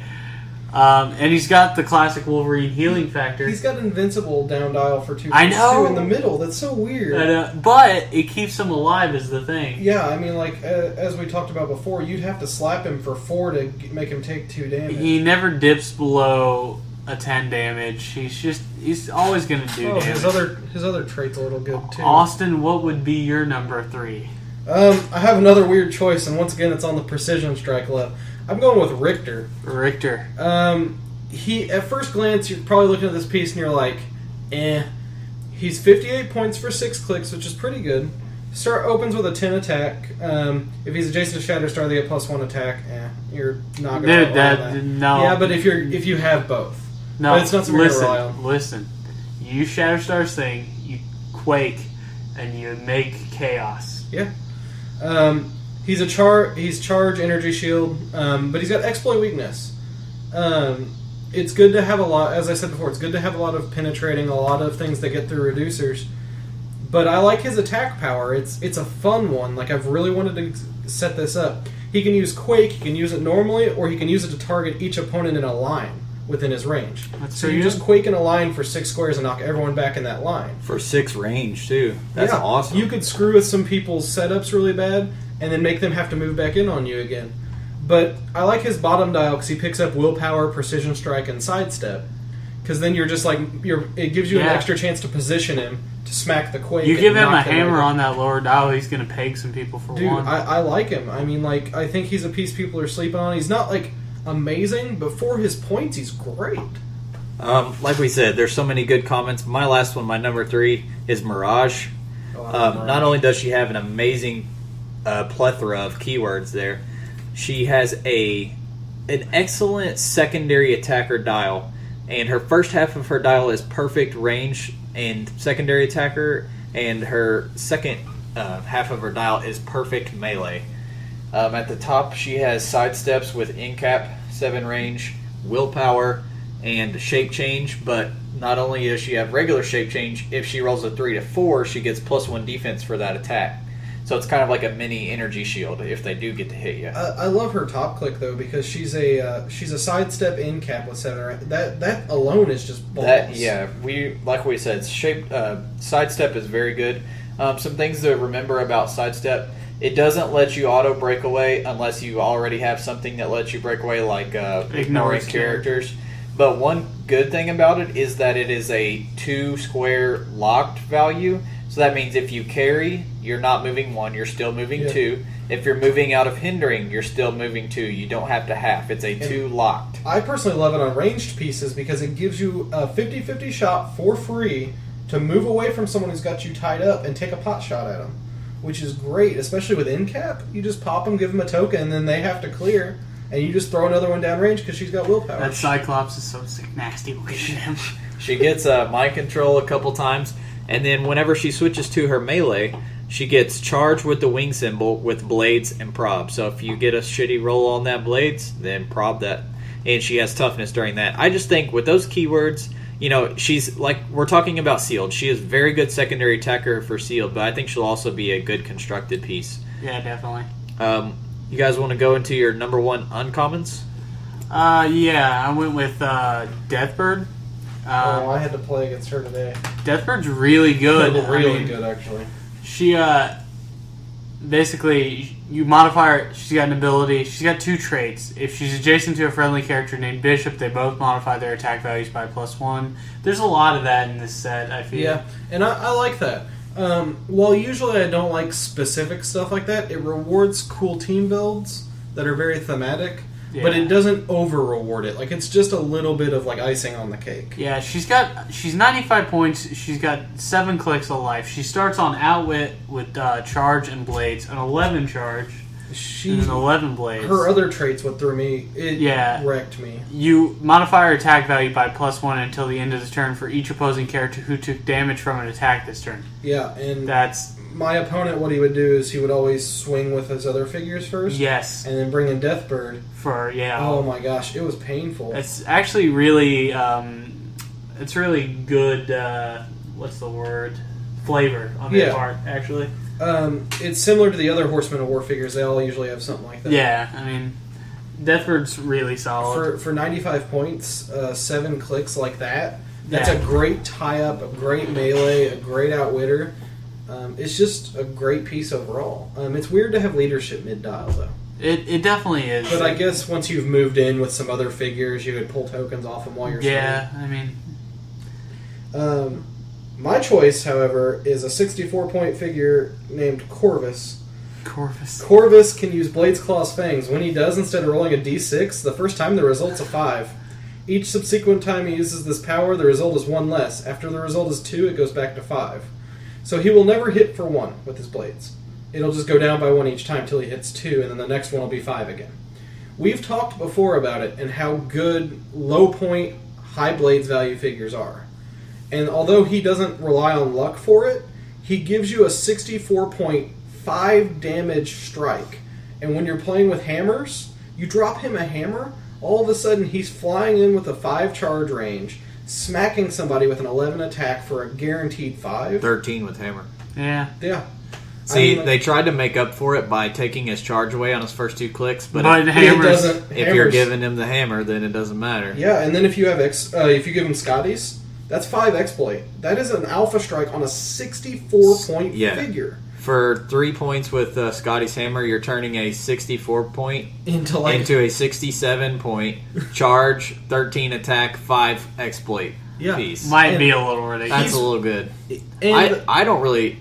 Sorry, go ahead. I'll let you talk good about him before I badmouth him. I see where there's some problems down dial, but like I want to play him. Like, he's a fun piece. He's got some good keywords, and I feel like I could squeeze him on a team without feeling like I've wasted my points. Because, I mean, 6 clicks for 64 points, that's not bad. I don't think he's bad.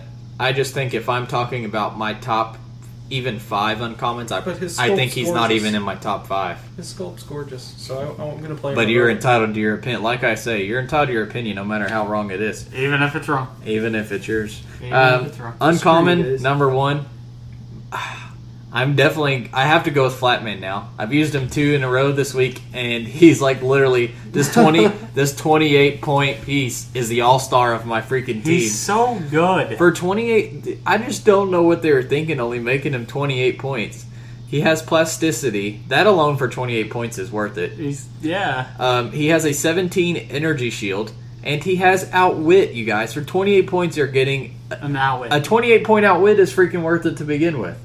The only stipulation on his outwit is that the target character must be 100 points or less, which isn't that hard to do in a 300 point sealed. Yeah, man. Like I said, on a lot of my games, I was outwitting somebody's prob. Or even on the smaller, like secondary attackers, you can outwit their defense before you hit them. He also has giant reach, so there were a couple games where I gave him charge with a hammer and then would just have him charge in and hit somebody. Like they did not expect, they definitely don't expect a 28 point figure to come in and giant reach charge them. 19 from range. Defense for 28 points, 4 clicks left. That's ridiculous. I just mainly used him for blocking flyers from coming in and charging me, like that Colossus on the second game.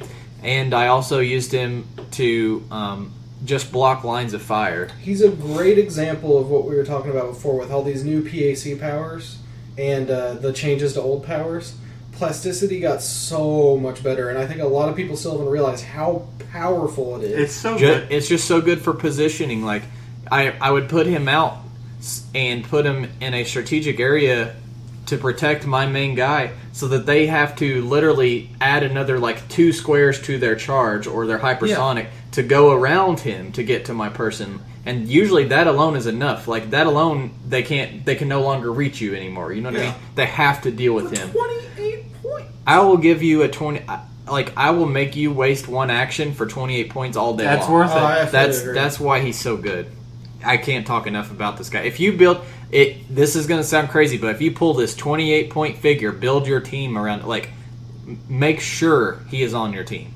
He's so good. You have to play him. If you pull him, you have to play him. You have to play him. I will hunt you down. He shuts down support pieces so well. He shuts down primary 300 I know, point it pieces. doesn't make any sense. I mean, he's at least slowing I'm him waiting down. to run him and Heimdall. That's going to be such a ridiculous team. Oh, God. Way to go, Research Inside.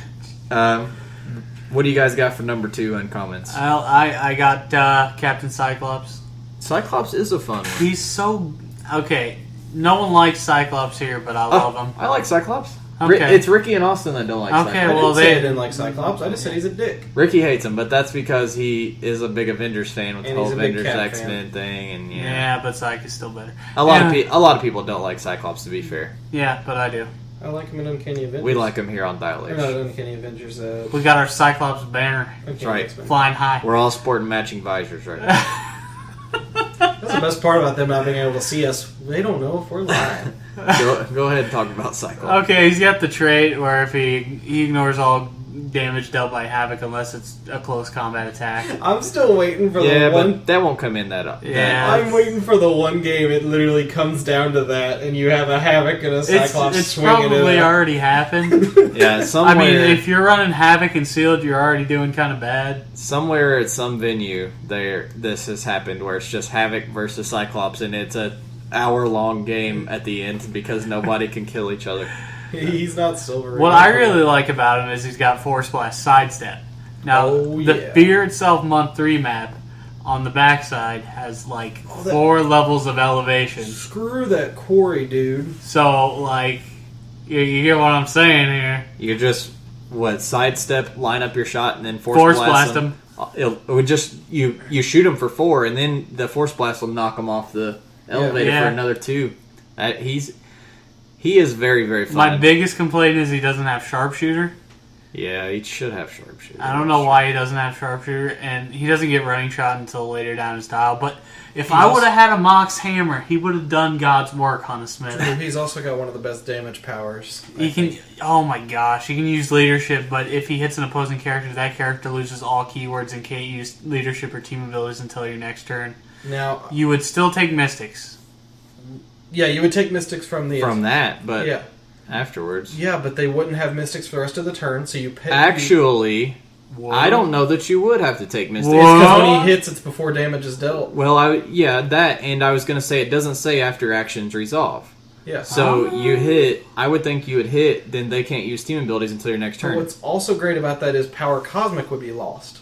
Until your next turn. Oh, he's so good. So you blast somebody, they would lose Power Cosmic, and then the rest of your team can just outwit the crap out of him, and they wouldn't have it on their turn because it's until your next turn, so they wouldn't be able to take advantage of the willpower. Right. Oh, man, I love that piece, dude. He's really fun for that many points. Austin, number 2. Polaris, which is another weird one. It's another fun niche piece I like. Polaris. This guy. Oh, you shut up. That's my saying. Let me say this guy. This guy. 94 points, 6 double bolt. If Polaris is Jason the Havoc, they both get +1 defense. She's got a running shot at 8 range, a 10 attack TK, 17 barrier, 4 damage. But she's got a special TK. If after she places a character with TK, after actions resolve, you deal damage to that character equal to her damage value -1. It's important to note that that's damage value, not printed damage value. So if you have any modifications, perplex, enhancement, whatever, well, I don't know if enhancement would count because it's not a... Is TK a ranged combat attack? Yes. Okay, enhancement would. I think she would still get. So what's great about this is you have these pieces that have like close combat expert that need a power action. Instead of moving your piece up to them to get an alpha strike, you pull them to you, slam them down next to your pieces, and you just wreck them.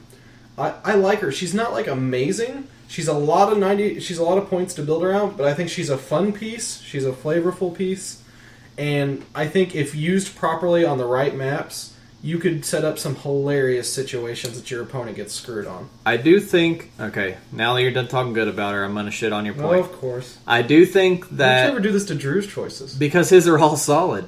This is another bad one you've picked. Because he picked all the ones I wanted. I don't think she's bad. I just think she's meh. I don't think she's one of the top 3 uncommons I'm reaching for because, yeah, that placement power is very good. You're definitely right about that, the positioning. But I just think for 94 points, she's not giving you enough bang for her buck.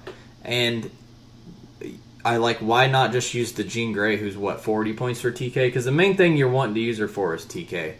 I just don't think in sealed she's top. I think she's a 3 out of 5 stars at the most. I wouldn't use her for TK for my figures. I'd use it to bring opponents to me. I know, but I'm and just you saying. get the damage on it too. But yeah, I see what you're saying. That Jean Grey is an amazing piece.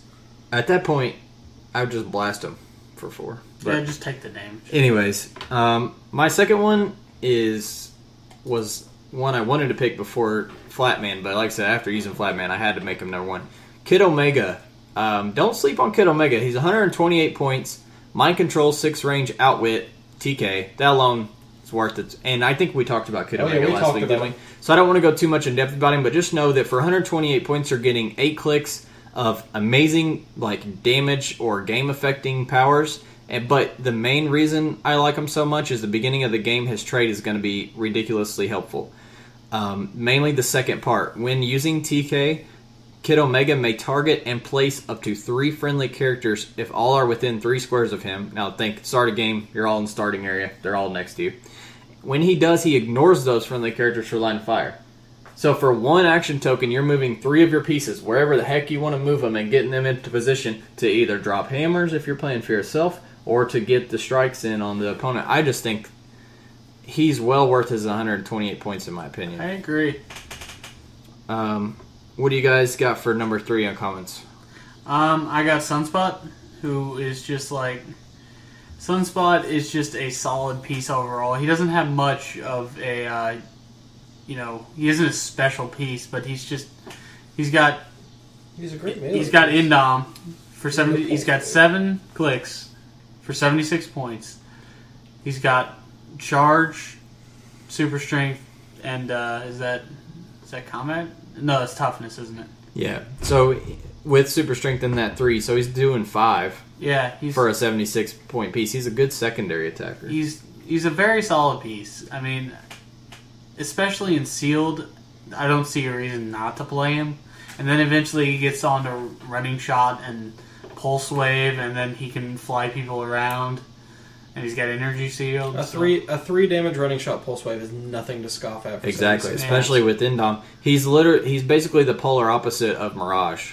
Yeah. Like, he starts out melee and then switches to ranged, where she goes ranged and then switches to melee. And he's a great piece. Like And the good thing is, even if you're based, whenever he switches to ranged, that pulse wave doesn't give a crap. You get him on the blue light special of HeroClix. He's value, people. I agree. I wanted to choose him as well, but you took him from me. Sorry, Austin, what do you got? I went with White King.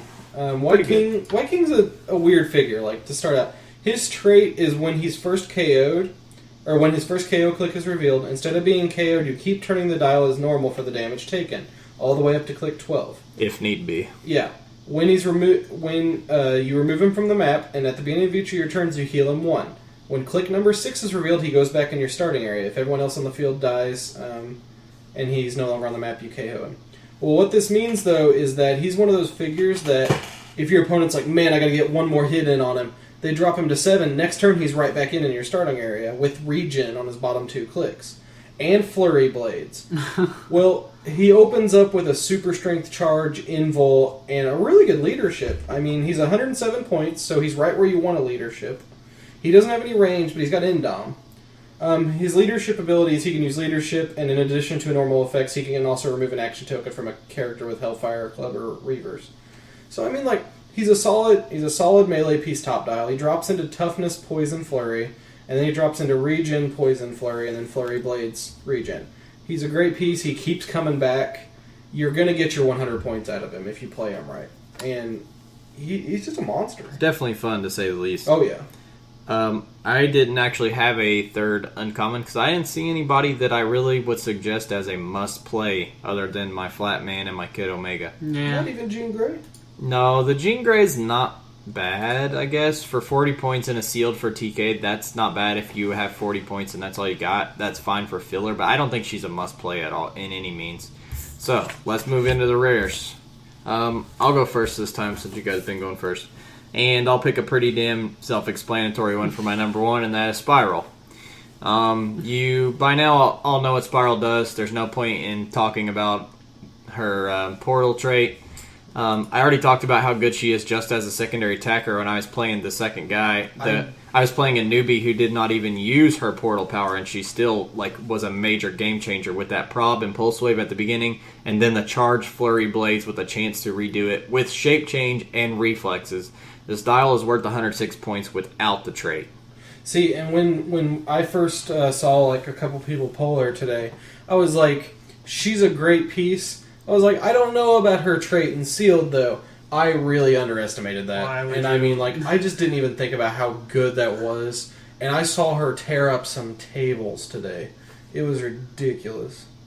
I was very relieved when I sat down at Rob's to play against that guy, saw he had Spiral, and then found out that he didn't really know much about the game. Because I was like, thank God I'm not going to have to deal with this. What do you got for number 1, Drew, for the rare section? Gambit. I mean, he's stole that one right out from under Mr. Austin Smith. Well, actually, I got it last because he didn't even bother looking. How did you pass up, Austin? Your favorite boyfriend. I love Gambit. I don't know at 118 if he's a piece I would play. That's great, Austin, but you're not talking about him, so I don't think you'd have to worry about that, would you? Shut up, Andrew. Anyway, he's got 2 traits. One is after objects are placed at the beginning of the game, you may replace any object with a standard light object from outside the game. Any object 5 points or less.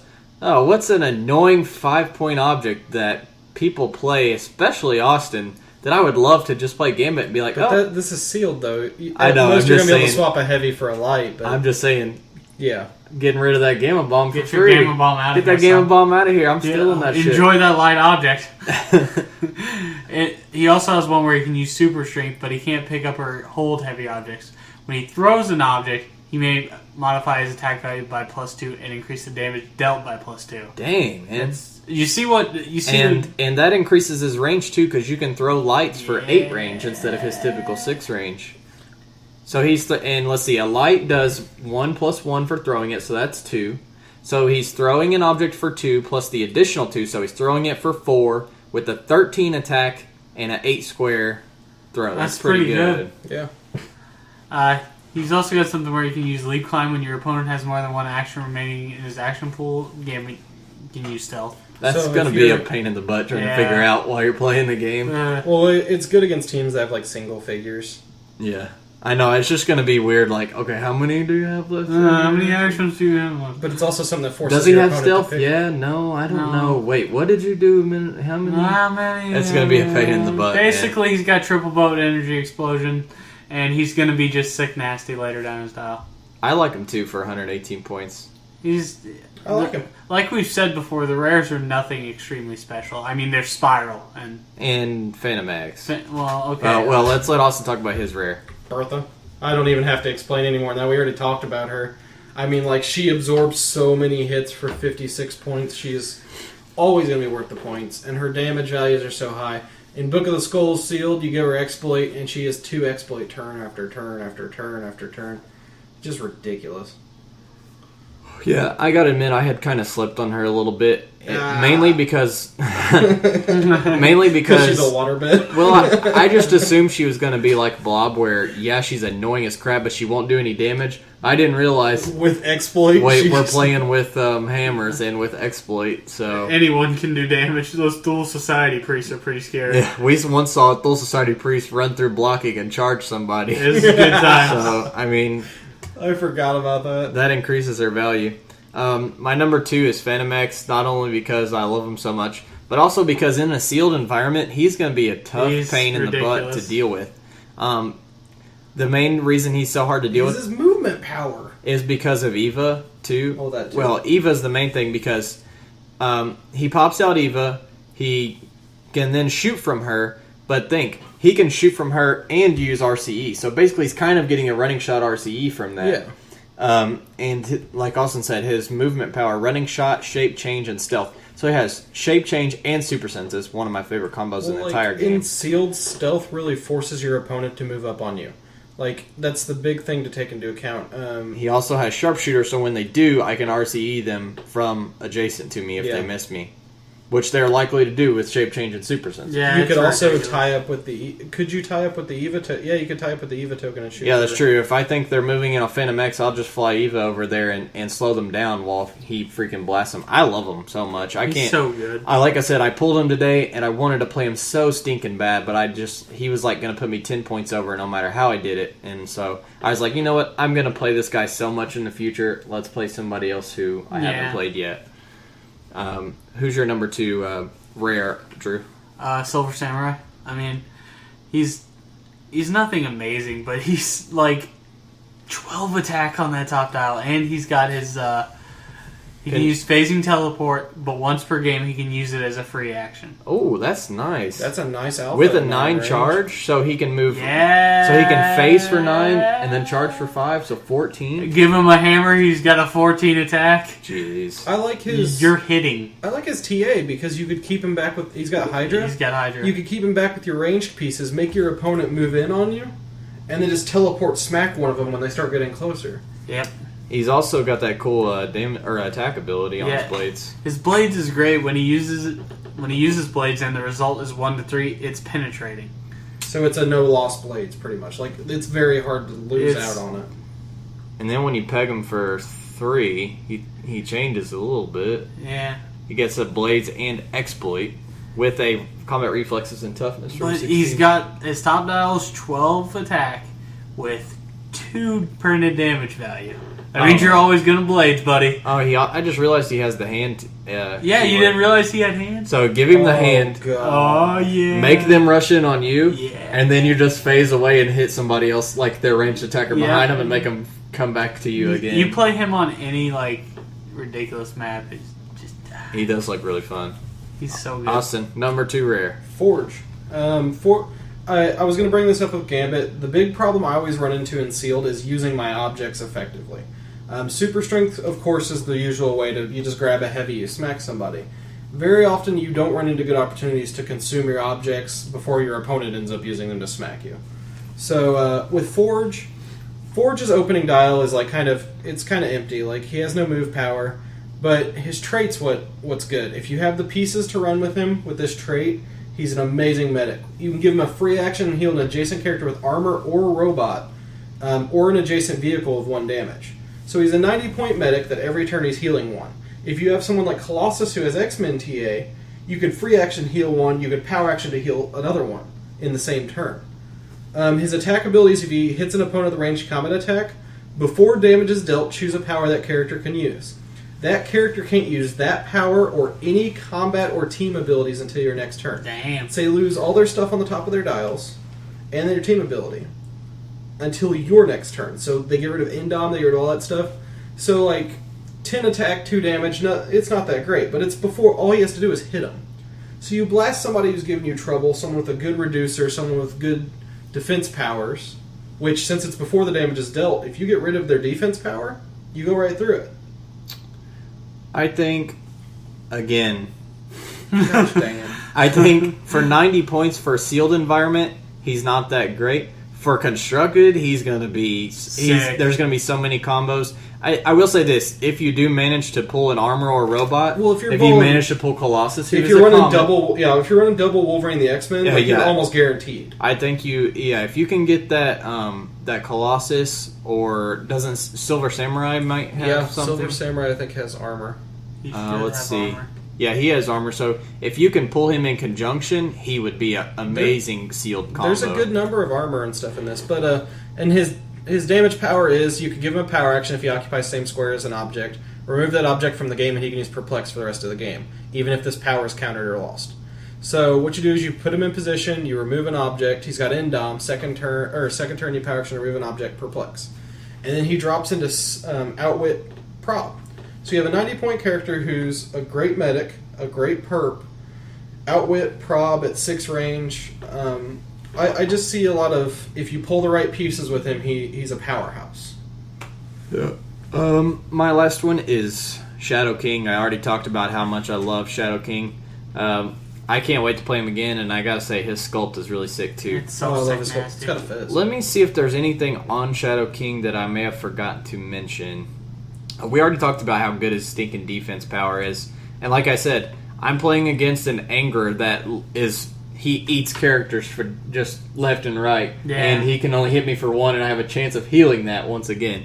Like, if you are playing Fear itself in environment, I think you gotta play him just literally for the live factor. Like, keep him back and take out all their other guys and make their big, beefy charger guys have to, deal with that, only hitting you for 1 each turn.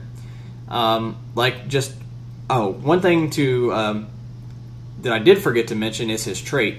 Opposing characters can't counter his powers or modify his values, so they cannot perplex you or outwit you unless they can use mind control. That didn't come up, but it's a dang useful trait to have, whether it's sealed or constructed. They can't perp you down. That's a really good... so they can't outwit that defense power that they're having so much trouble with. I had a blast playing him. And the good thing is, even when you do... He has 8 clicks of life for 122. But even when they do finally knock you off that defense power, you get a 17 reflexes with Perplex. So you can just go up to a 20 like I did at the end of that game and poisoned him to death. Drew, what's your last rare? Black King. I like him a lot just because of his pure sustainability and the fact that later down his dial he becomes a beast of, like... epic proportions. He's just so badass. And you get your value for his points. I don't know why he has... Once again, I don't know why he has hypersonic speed his last 3 clicks. I don't really care. He's drinking that magic juice. He's got them juices. The Hellfire Club just drowns people out. But yeah, it's like... You get him down to his last click, and he's going to be hard to deal with. Yeah, I think if you're playing him and you keep him safe at the beginning of the game, let the game slowly take its course, maybe have him fight one small guy here or there. Late game, they're not going to have the resources to deal with your invul, then your invincible, then your imperv. He's the kind of people I'd make think that, this is my big threat. You better get on Black King. And then eventually I get down to click 5, and then I'm empowering all my people, and you're not going to kill this guy. He's just too good. I think he would. Yeah, I think if you play him right, he is a must play for rare for the rare section. If we were able to play Gauntlet, he'd just. Austin, what do you got? I'm going with Bishop. Good choice. He's a 140 point, so he's a big chunkier team. But he's a great ranged attacker. His first click, he has a special movement power called Time Slide. Once per game, you can give him a double power action. He can use Phasing Teleport. When you do, he can use Prop Control until your next turn, and after actions resolve, he may be given a closer range combat attack as a free action. Jeez. Now, basically it's a boom tube, if you really wanted it to be, with a prob on it.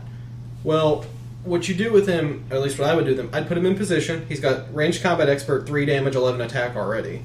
You put him in position on one of these Fear Itself maps that everyone plays for sealed for both FI and usually normal, because it's just a map the store has a ton of.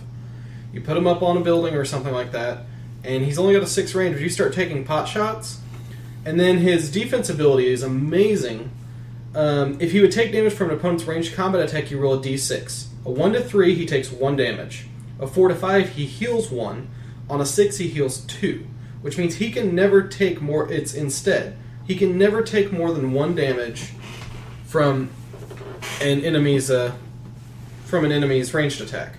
And since his attack power is he can use Energy Explosion, if he healed from Energy Absorption since your last turn, he can use 3 targets and gets +1 to all his combat values. So he picks that up on click 3. If someone blasts you, you heal. Oh no. Now he's an 11 attack, 4 damage, with RCE to use on top of that. He's a great piece. He picks up prob down dial, penetrating. He's got running shot almost his entire dial. He is a perfect primary attacker. I'll give you that, man. And police TA. And the thing about him is all his stuff is range based, so you could be like, well, I'll just pin him down and then don't have to deal with it. No, he's got a sharpshooter. Yeah. I would run... This is one of the few times you'll ever hear me say this. I'd run a Thule Society Priest with him because he's got 2 of the best TAs to copy for a Thule Society Priest. Yeah, I can see that. Which even just copying yeah. X-Men is worth it. Good choice. Alright, so let's say... Alright, here's what I do whenever I'm playing sealed. I crack my boosters. I look for chases. I immediately realize that once again I didn't get anything good, chase or super rare. And then I look at them and I'm like, immediately I see that piece that I pop out first thing. For me, it's White Suit Iron Fist. If I'm playing sealed and I see White Suit Iron Fist, I immediately pop him out, get his card, and set him out in front of me, and then I look at my 2 boosters because he is a must play. Yeah. If I have to build my entire team around him, I will, and I have major success doing it. So that's what I do, and I think I've seen other people do similar things. So let's say you're doing a Wolverine and the X-Men sealed, and you crack your boosters. What is a figure that if you saw out of these ones we've talked about, I'll let you each pick 3, where if you saw them, you're going to immediately take them out and set them aside and say, I'm building my team. This guy, absolutely no doubt, is going to be included. I'm going with Bertha. Like, right out the door, she's 65 points, so you can build around her easy. She's not going to take up a huge chunk of your team. Oh, she's cheaper than 56. 56 points, sorry. He's dyslexic today, sorry. She's got plasticity and amazing defense. Those 2 alone makes her worth it. Shape change on top of that. You have a 56.8 movement character that locks up your opponent and gives you the opportunity to make those long-ranged attacks that a lot of good characters in this set have. Shatterstar. I mean, like, I'd pick him out, and he's just a guy you build around. He's so solid. He's the piece. He's a must-play. He is a must-play. I'm actually going to... Well, I'll take the easy road. I'll go Spiral. If I pull a Spiral, there's no way I'm not going to play it. There's no way. There's no way I'm not going to play that Spiral. It is a must-play that I would build the rest of my team around points-wise. Pick another one else. I'm going with Oracle. You've pointed it out before. She's amazingly effective for her points. A great support piece. I could almost put her on any team with no problems.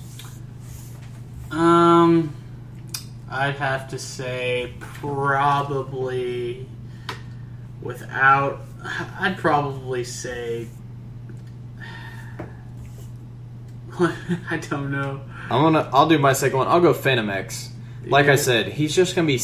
If you're a good player and you can just use him to maximum effectiveness, because he'll be a little tricky to use, like when to use Eva and what for. If you can use him effectively in sealed environment, if they don't have much movement attack, he's just gonna be a stinking beast. He's gonna be a problem, almost as much a problem as Spyro will be in sealed. In my opinion, I'm down to agree. I'm going to steal one of Hunter's and probably say Flatman. I mean, 28 points. Like I said, like literally, when I pulled him both times, I took him out and I set him aside in front, and I said, "I'm playing Flatman. You're not. There's no guaranteed. Way. There's no way you're not going to spare 28 points for an outwit. There's no way." The last one's kind of hard for me. I mean, like when I'm looking over these, like. If you can't think of something, then that's fine. Because I think I go with like a Shi'ar soldier. It needs to be somebody who's a must play. Yeah, but what if you pull that soldier with no other Shi'ar? If I pull it with no other Shi'ar, then no. Then no, there's no way. What is a must play? You as soon as you open that booster, you have to pull it out, and you're going to build around. If I didn't have a lot of high point figures, I would pull out that Colossus and play it in a heartbeat. All right, that's a good choice. He's a great defense, great offense. He's an all around central piece to a team that you could build around in about 5 different ways. Between X-Men support characters, great perplexes, all that stuff, you could make him an absolute monster your opponent has to deal with. I can't believe I forgot about him, but Longshot's there, and he's ridiculous. Just yeah, I'd pick him and then look in your pack and be like, who's some good tie-up? Yeah, because they're going to go in, and then Longshot's going to running shot in and just ruin everybody's day. Longshot and Monkey King. I was going to say my dream pack would be to pull him in like that Silver Samurai. You keep him back and you're hydraing him and Longshot's taking pot shots.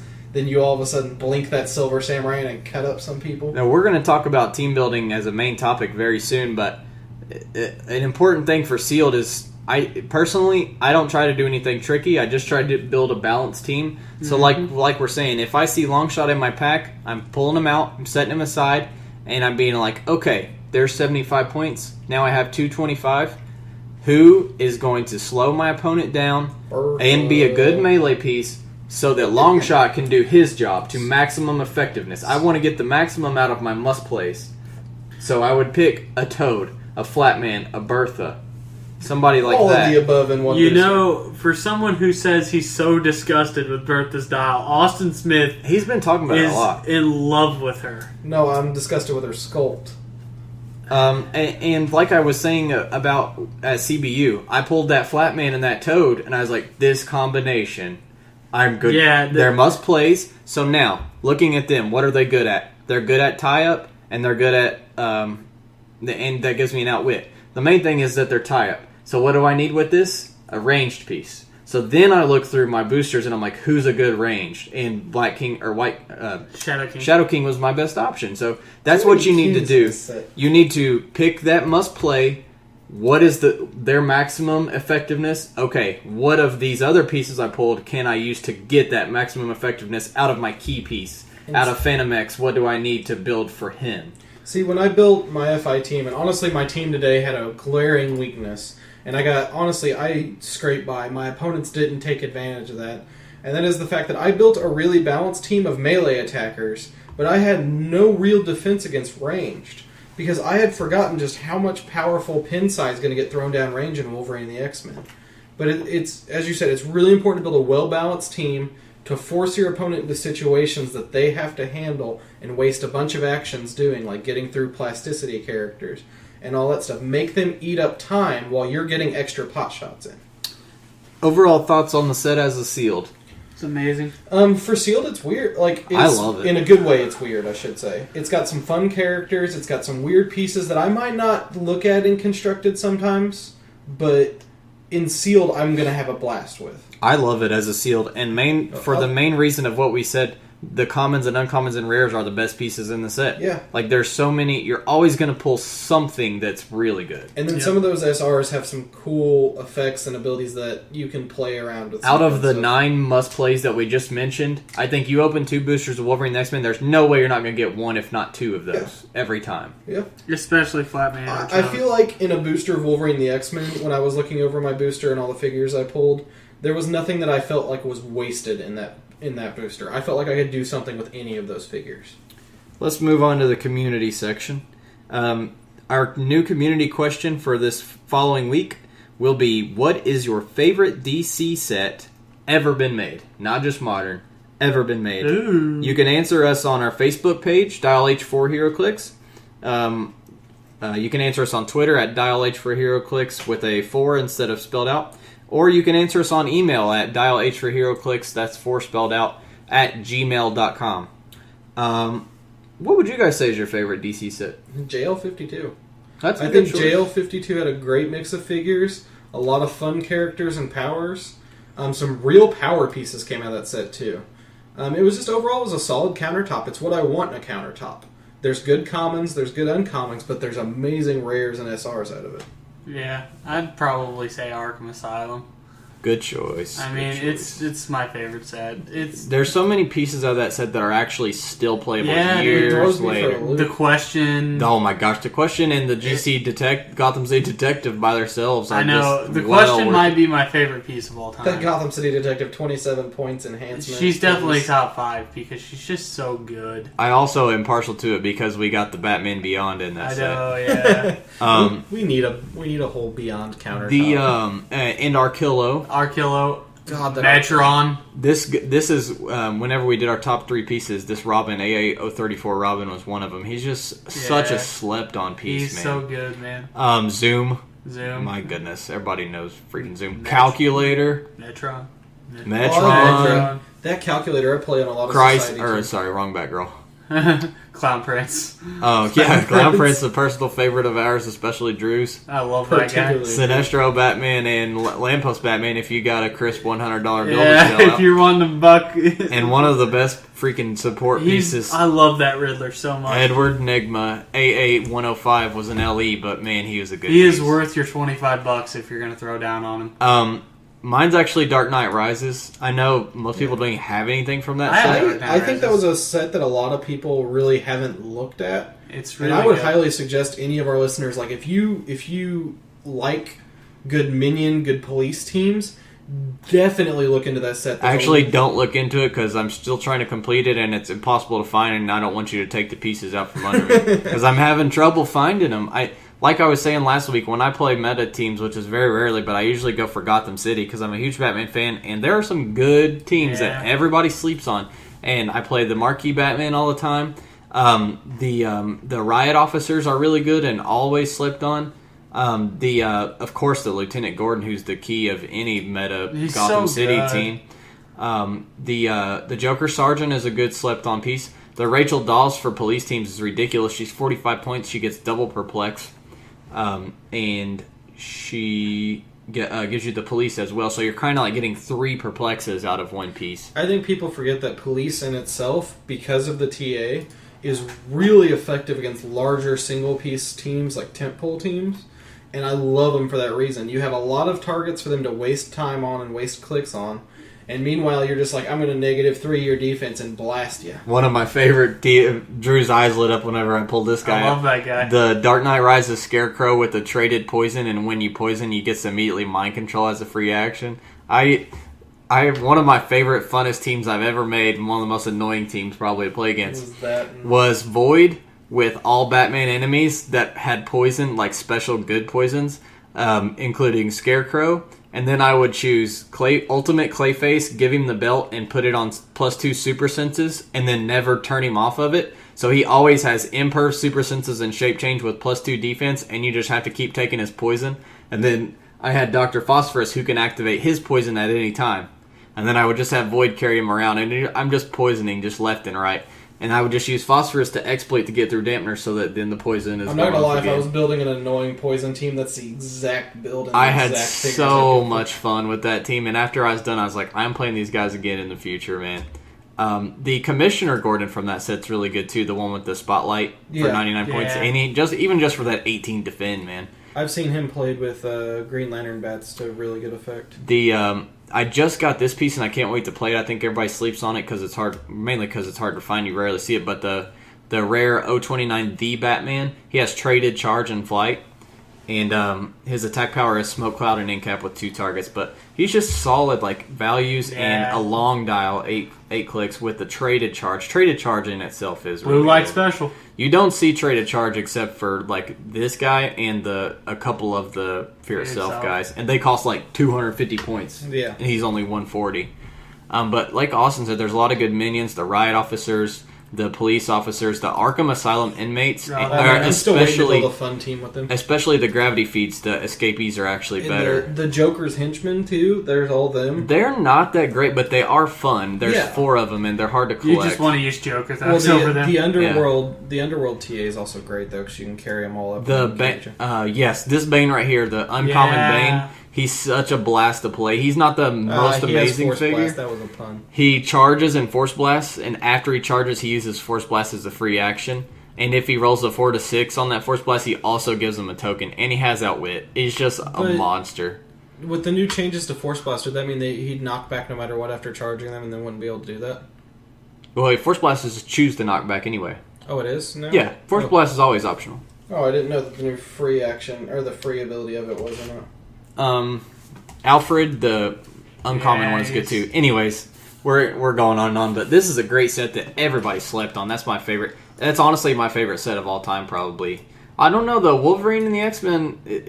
I'm pretty optimistic about it so far. It's so good. I'm really, really liking it a lot. I haven't gotten a lot of it yet, but I'm excited. It might overtake Dark Knight Rises for me on favorite set. But favorite DC set? Anyways, yeah, our favorite DC set ever made. Answer us on Facebook, Twitter, or at Gmail.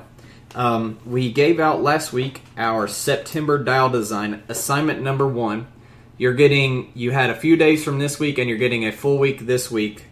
The assignment is give us any lantern from DC who is not a Green Lantern. Remember, you need to be a HC Realms member to do the Dial Design contest, and the link to the contest will be in the description of this podcast. Dial Design contests are a blast to play. You may not have ever made one before, but the steps are not that bad. I always put the steps in the thread, and once you do get the hang of it, you will be addicted. Yeah, it's so much fun. It's such a blast. You'll be making ones for every character you've ever loved, and you will not be able to stop making these once you finally learn how to do it. It's what I do at work when I have downtime and I'm bored. I'll sit and make figures for characters and post them. Did we decide whether or not we're going to allow Green Lanterns or characters who aren't like a Red Lantern Kyle Rayner or whatever? Well, I said they would be allowed, but they're kind of cop-outs. You know, like I said, you could actually use Sinestro for this, but we've already had multiple Sinestros, so I'm not going to get excited. I'm going to be the one grading. I'm not going to be excited to see a Sinestro or a Red Lantern. What about a Blue Lantern Kyle Rayner? Well, that's never been made before. Yeah. That's different. Red Lantern Guy Gardner and Sinestros, we've seen them. Yeah. I want, give us something interesting. Like, we already got a Deck Star that looks really sick. Oh, yeah. I like a lot of those that have popped up already. Give us something cool. Give us the Elephant Man. Now, our other contest, which does not require a Realms membership, is our Best Build contest, and we're still doing this for August. You only have until Wednesday to submit these to us, guys. The way this works, just to reiterate again, because this is a brand new contest for us, we give you a build assignment for a game that's coming up at our local venue, one of our local venues, and you build your own team for that build rules. And then we look at all your teams, and we each pick one that we like a lot.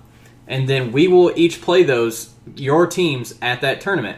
Whichever one of us has the better overall record at the end of it, whichever one of you guys built that team, you get 6 custom poker chip action token markers that I've been making, and everybody loves these things.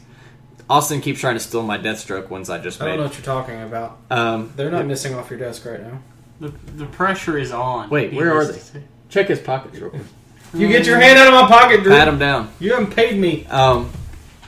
The build rules for the August competition, it is a 400-point tournament, and it's Pauper, which means all of the pieces must be commons, and they must be from main sets or a countertop display set or a gravity feed. They cannot be from starter sets, they cannot be from Fast Forces, and they cannot be from tab apps. All of those are ones that you know what you're getting. They're not actually any rarities. You should mention the sideboard thing, too, because that does allow alter egos. So, a good general rule to figure out is your piece legal is if it's a main set or a CTD set piece, and when you pull it up on the HC Realms unit section, in the top left above the picture of the piece, it should say Rarity Common.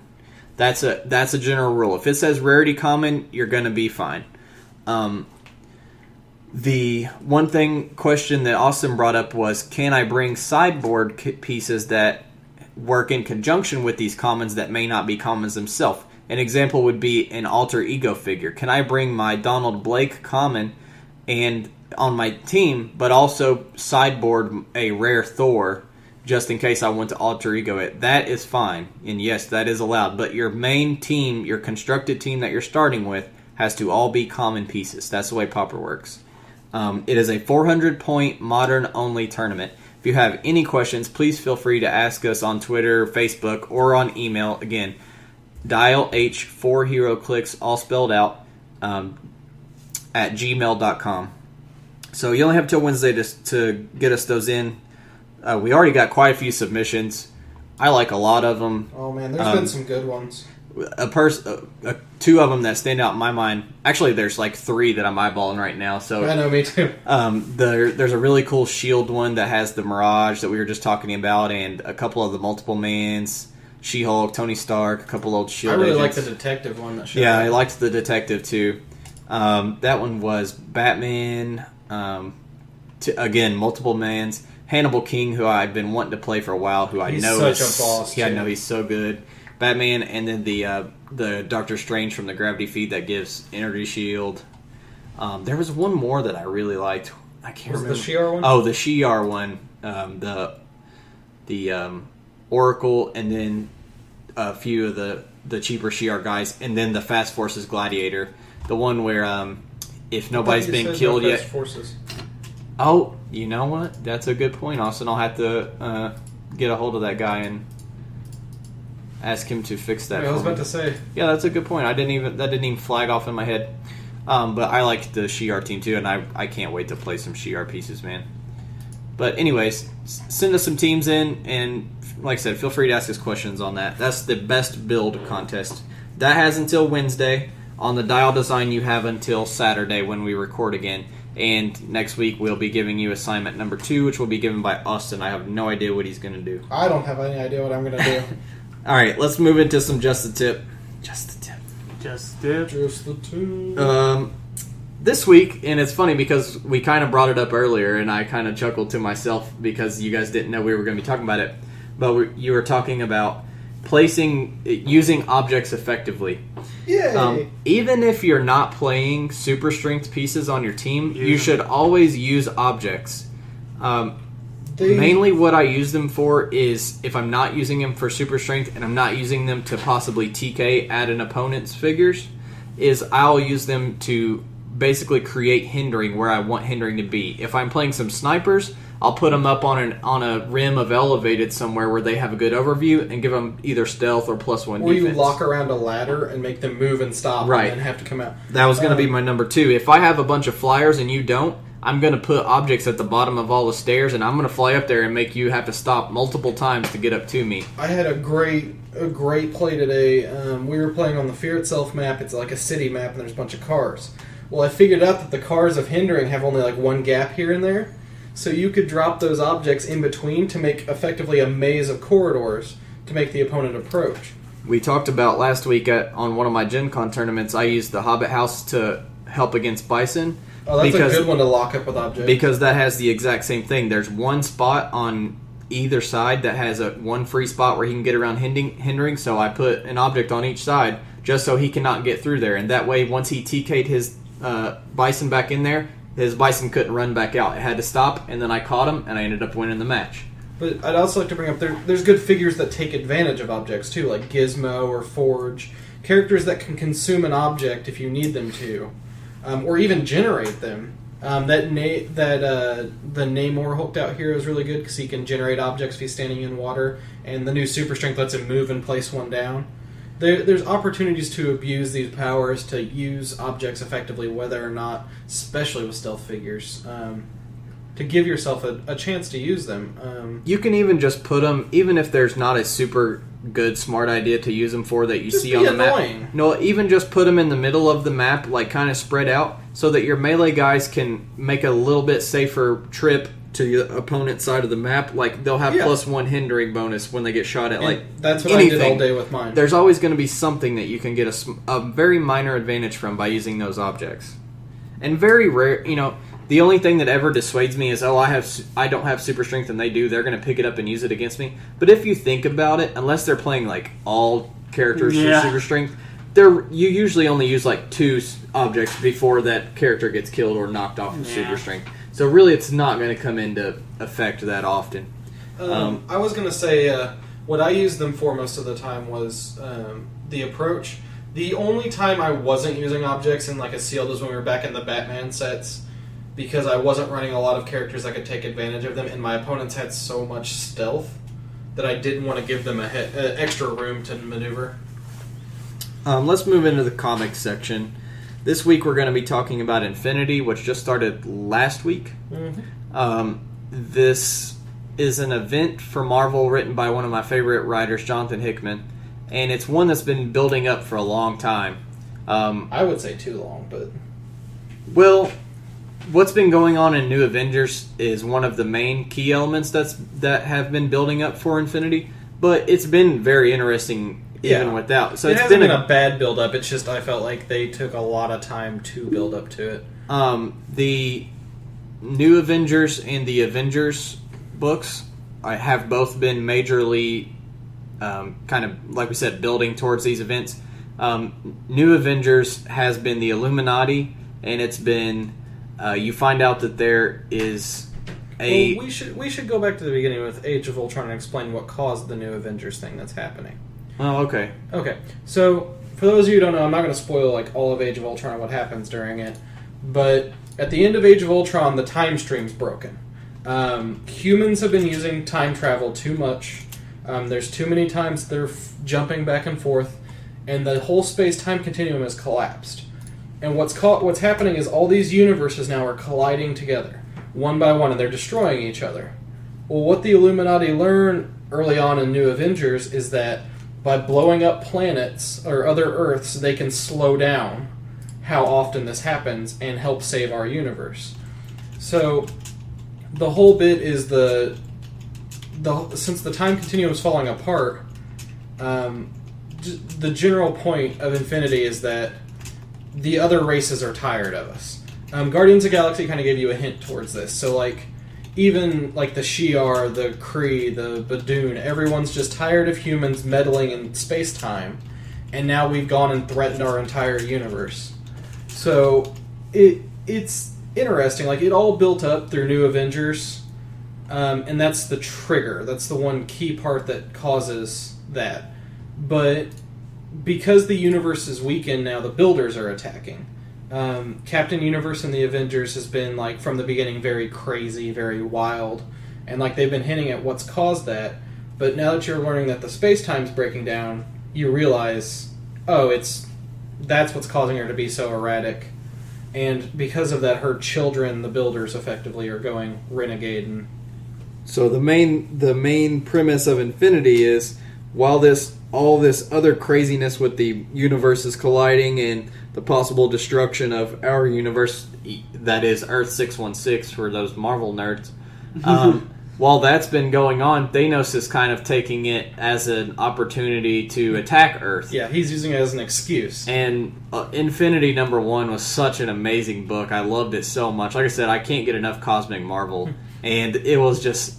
oh my goodness. I was giddy the whole time I was reading. I was like, this is so awesome. It introduces a couple new concepts. I like the new characters. Like the minions that Thanos is breeding himself, that specifically have these purpose, this stealth, this infiltrator purpose. Like, man, it is such a good book. We won't spoil too much of the main premise of it yet for a few more weeks till it's been, kind of going, but you should definitely pick it up if you're a Marvel fan. If you're a Marvel Cosmic fan, you should have read it by now. Go get it right now. And the Avengers issue that just came out this week also. New Avengers got pushed back to next week. Avengers was this week. New Avengers next week. Thunderbolts had a shout out to it this week. It wasn't actually a tie-in. They just mentioned it off cuff that the Avengers are off world. I like this event. Thanos is bringing in, like, he's got his lieutenants or whatever. It's almost like a supervillain team under Thanos, and they're really, like, almost stylized. Like, their armor and everything looks really cool. They all look like they have their own superpowers, and I can't wait to see them in action. They're each leading, like, whole fleets of stuff. It's going to be so cool to see this hit its peak and just erupt. It's awesome because also all the races are involved. Like the Shi'ar are involved, the Skrulls, the Kree. Inhumans, the Kree. Like everybody is involved in some, and even the humans is involved in some way, shape, or form in this event. And it's looking like it's going to build up to be a good one. And with a good writer like Hickman, who is also well versed and well talented working with the Cosmic Marvel Universe because he's been writing Fantastic Four for years and the Inhumans and has been doing awesome with them. I'm really excited about it. It kind of reminds, the one thing I was going to laugh at is it's almost identical to like East of West, which is another title Hickman's working on through I think Image. Basically, like you'll get a few pages of story and then you'll get like a white like prelude where it'll mention a quote or something and it'll shoot off to somewhere else in the galaxy. And I really like the way they paced it, the way they set it up, the way they're introducing everything. Cannot wait for issue 2. Another book, these guys, even though we already talked about it, we had that one week where we talked about all the Spider books. You guys wanted to talk again about Venom because you just love it so much. Drew, why do you love it so much? It's just so good. Flash Thompson. End of story. Walking out the door. It's just so good. It's my favorite book right now. I mean, I'm not even that big of a Spidey fan, and Venom is my favorite book. Like, it's just so damn sexy. It's grimdark Spider-Man, and that's what we talked about a little bit before. It gives you the opportunity to do a lot of the darker, a lot of the gorier, a lot of the more psychotic villains that Spider-Man like faces from time to time. It lets the writer get in depth and crazy with them without the fear of upsetting the mainstream Marvel crowd. Yeah, like if a 5-year-old picks up like a Spider-Man book, or a young kid picks up a Spider-Man book, and they're like, "Oh, well, you don't want them to see like crazy occult stuff. You don't want them to see any of the stuff that Jack Lantern has been doing in the Venom book." Good. And they brought back a lot of old Spidey characters and they've given them new life fighting Venom, and it's been great. I love it. Crime Master's been awesome. Oh yeah, Flash Thompson's just a great character overall, and I have to say my favorite parts are the fact towards the beginning of the whole thing when Parker doesn't know that Flash is Venom, and Flash doesn't know that Parker's Spider-Man, and so they're sitting on the couch together watching TV, and he's like, and they just fought earlier that day as Spider-Man and Venom, he's like, and they see it on the news, and Parker's like, that stupid symbiote, if he would just, I wish he'd just turn himself in or something like that, and Flash is like, well, maybe if Spider-Man would stop getting in his way. Oh, it's just great. It's so good. And the writing and the plot, it's just paced well. It's set the up. Character development of Flash is just so good, and they really delve into his like alcoholism, his past with his dad, his dealings with Betty, and like the long tension that's been building with him through Spidey books for a long time, and it kind of comes to a head. And man, it also has one of my favorite like crossovers. That with the Circle of Four. Oh, that's an Circle awesome of Four was a storyline. great crossover. You get Ghost Rider, Red Hulk, Venom, and X-23 together. They're in Las Vegas. It's just a demonic wasteland. You have a little bit of Blackheart's there. Blackheart. You get Doctor Strange. Damon Hellstrom. Mephisto for a minute. Yeah, it's one of those things where, like as I said, this is stuff you get hints of in Spidey, and they talk about every now and then in an issue. But it's nice to get like a lot of it, and it leaves something open that I'm pretty sure we're all going to hear about later. Yeah. And then this also kind of branches over to Scarlet Spider. You guys had told me to pick up Scarlet Spider if I liked Venom. I love Scarlet Spider. Like I would recommend that book to a lot of people. It's been a fun ride. Some great characters. Once again, great character development. All of these side Spider-Man books are just turning out great right now. On a more negative note, we wanted to talk about Deathstroke and how it started out as not an amazing book, but as a fun book. Yeah, it was a guilty pleasure book. I wouldn't call it a guilty pleasure because it wasn't bad enough to be a guilty pleasure. True. It was a solid book. And the last couple arcs have been just really boring and really dry. It all came to an end in issue 20. Like, that's just the lockdown. Like, they stopped printing it. But what I liked when I liked Deathstroke best was these little mini arcs. They were like 3 or 4 issues. Deathstroke would get introduced to some merc or something, Lobo. Mm-hmm. that would be like a total powerhouse built to kill him. And it was cool to see these new characters introduced that were fighting Deathstroke. It was just a straight guns blazing, fun time to read. And then they picked up, I think his name's Justin Jordan as the writer. It got really wordy towards the end. The arcs became like these little 2-issue Deathstroke fights ninjas, Deathstroke fights on a train, Deathstroke does this. But there's not much fighting going on. It's all talking in a freaking Deathstroke book. And it's funny because we talked about how it got worse whenever Justin Jordan started writing it, and then we looked at we started talking about other DC books that we don't like how New Guardians is starting to get kind of crappy and kind of too wordy, and then we talked about Team 7 and how bad and how wordy that was and how we couldn't even read past the first 2 issues, and then we start to notice that this Justin Jordan is writing all of these books. As I said before, I love wordy books. I can handle them. How can you love them, though? I can understand. They have to be done right. Okay. But when literally I have issues and it's painful for me to get through that dialogue... Read Hellblazer. That is a good wordy When book. it's painful for me to get through the dialogue, there's a problem. Well, Jeff Johns can get wordy sometimes too, but usually everything that he's saying is gonna be very pertinent information later in a story twist or something like that. I feel like I hate books where you get all this details just for this little 2-issue arc that you can literally forget it or probably not even read it and it doesn't freaking matter. And that's what I hated about Team 7. You have Amanda Waller as an analyst on the team or whatever, and they approach this prison, and she spends 4 paragraphs talking about the damn security systems, and I'm like, I don't care. I love technical details, I love cool military hardware stuff, but this is just boring. I understand. And Deathstroke started getting like that towards the end, and I love Deathstroke. I wanted to see more of it. I wanted to see more of the family stuff involving his sons, and you kind of get a little bit of it at the end, but it's just not... It's a sad way for it to go out. Well, Deathstroke is a popular character, and I think we'll see him more. I'm looking forward to the Forever Evil issue. Maybe he won't get his own book, but maybe he'll definitely be in Teen Titans again for a big arc at some point. And maybe we'll see him in some other stuff. Issue 23.1 of Teen Titans next month is Deathstroke. Okay, so maybe we'll get a big storyline with him.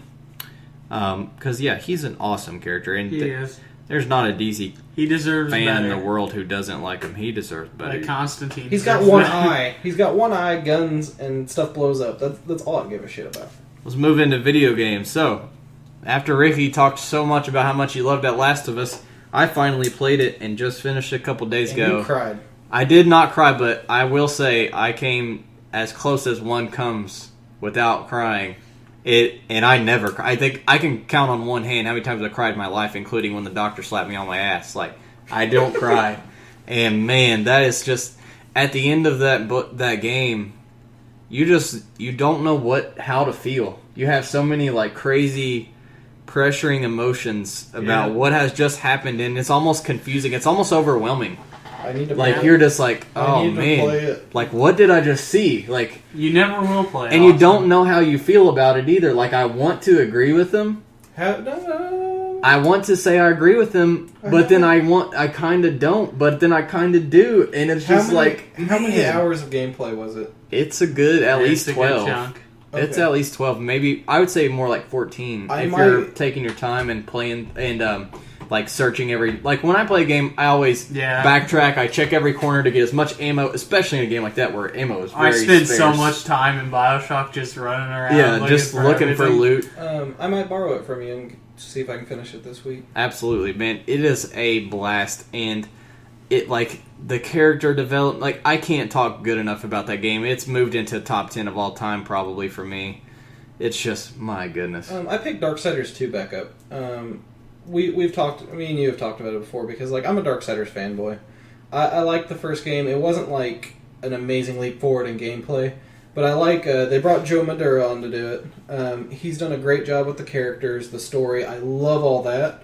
The gameplay's secondary to me to the story.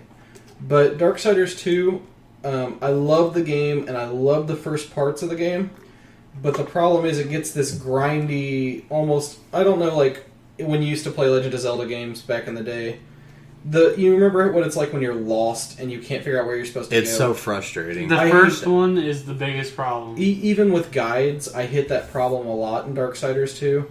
And it's just something that's...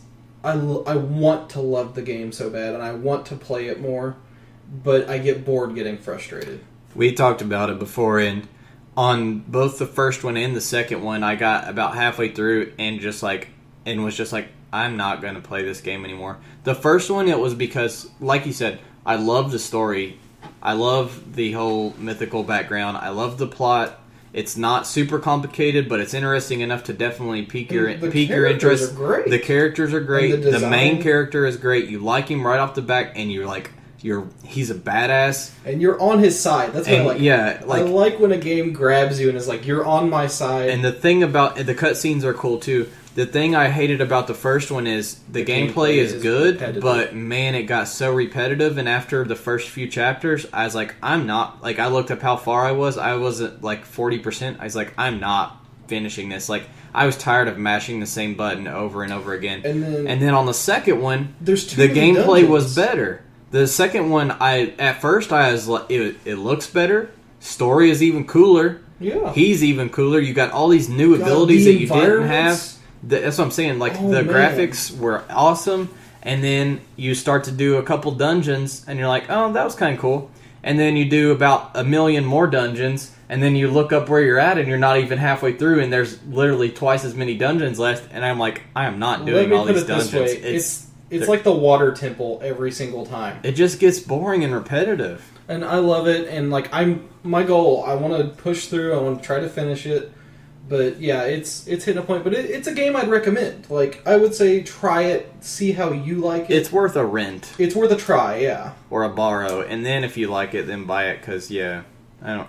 Of course, by this point, you can probably get Darksiders 2 for $20. Dude, it hit Steam sales for like $10 last time. Even on console. Yeah, I got it for like $5, I think. Yeah, it's fun. You been playing anything different recently here, Drewster? Yeah, I've been playing a game called Papers, Please. I was laughing so hard when PC Gamer reviewed that. Like, it's such a fun, neat little puzzle game. Basically, you're this guy on the border of a fictional... like a Soviet country. And it's a puzzle game where you bring people in, you have to check their passports for inconsistencies. And to make sure they're not spies or something. Like if their town is like misspelled or something like that. Yeah, that's funny. It's a really fun game. But PC Gamer, like, I was laughing at their review because, like, as they talk about, it's such a simple idea. Like, that doesn't even sound like a fun game. But it is. But it's the little details, the little things that make you laugh in it. And I've really been wanting to pick it up. I've watched so many videos on it. I've also, let's see here. I've been playing SoulForge recently. It just went into open beta. Yeah. I tried that at Gen Con, and I gotta say, it did pique my interest. And it's on Steam, right? Yep. Yeah. It's free to play. I might check it out. You get a booster every day for playing. Oh, really? Oh, really? For just logging in, Don't tell me that, Drew. Don't tell me that, man. I'm going to go waste so much more money, and I need that money for HeroClix. Okay. But it's free, Austin. No! Yeah, but you can buy packs. I have no impulse control. The keyword is can. See, I've been playing TF2 for 700 hours, and I can count how many crates I purchased on one hand. I can't. I know you can't. I can't count on all my I haven't spent any money on SoulForge. It's good, but I just play it with my friend whenever I get a chance, and just... Yeah, I'll pick it up and I'll learn how to play it. We can play a few friendly matches. It's easy. And also, I want to play some Street Fighter if somebody will play some Street Fighter. Yeah, I'm sorry. Once I get off... You're a hard-working man, sir. I understand. Dynasty Warriors announced their expansion. Nobody cares. No one cares. We're cutting Austin off. Nobody gives a shit about Dynasty Warriors. Get the hell out of here. Get this guy. All right. On that note, let's hit our outro. Guys, follow us on Twitter at Dial H4, the number 4 HeroClix. Like us on Facebook at Dial H4 spelled out HeroClix. And email us if you want to talk to us, if you want to ask questions that you want answered on the air, on our opinion on something Clix related, or comics, or games, or whatever. Tweet us, man. Tweet us. Email us at dialh4heroclix. Hell, just say hi. At gmail.com. Yeah, dude. We've had a lot of support. We really appreciate. We love hearing from you guys. I like having conversations with you on Twitter. We met a big fan at Gen Con. Jeff Bozeman. Shout out to Jeff. I was gonna say Phil loves just sitting there on Twitter all day answering stuff. He shout outs to Phil for working hard on Twitter, and I've been on there a lot too lately, answering questions, posting pictures, and talking to you guys. We love just like I said, submit the builds for the best build contest, guys. It's totally free. It's easy. It's fun. I love building teams. When I'm bored at work, like I'll sit and just build teams for shits and gigs Someone all needs the to build time. me a broken ass team so I can stomp you guys. No, I don't think I'm gonna do that. I'll build your brother a broken ass saying team. they need to Oh. for the build contest. Yeah, so let's get some more teams in for this build contest. That will be due Wednesday, and then the Dow design is due Saturday. But thanks for joining us, and we'll see you again next week with special guest Phil Young. So thanks. Peace. Later.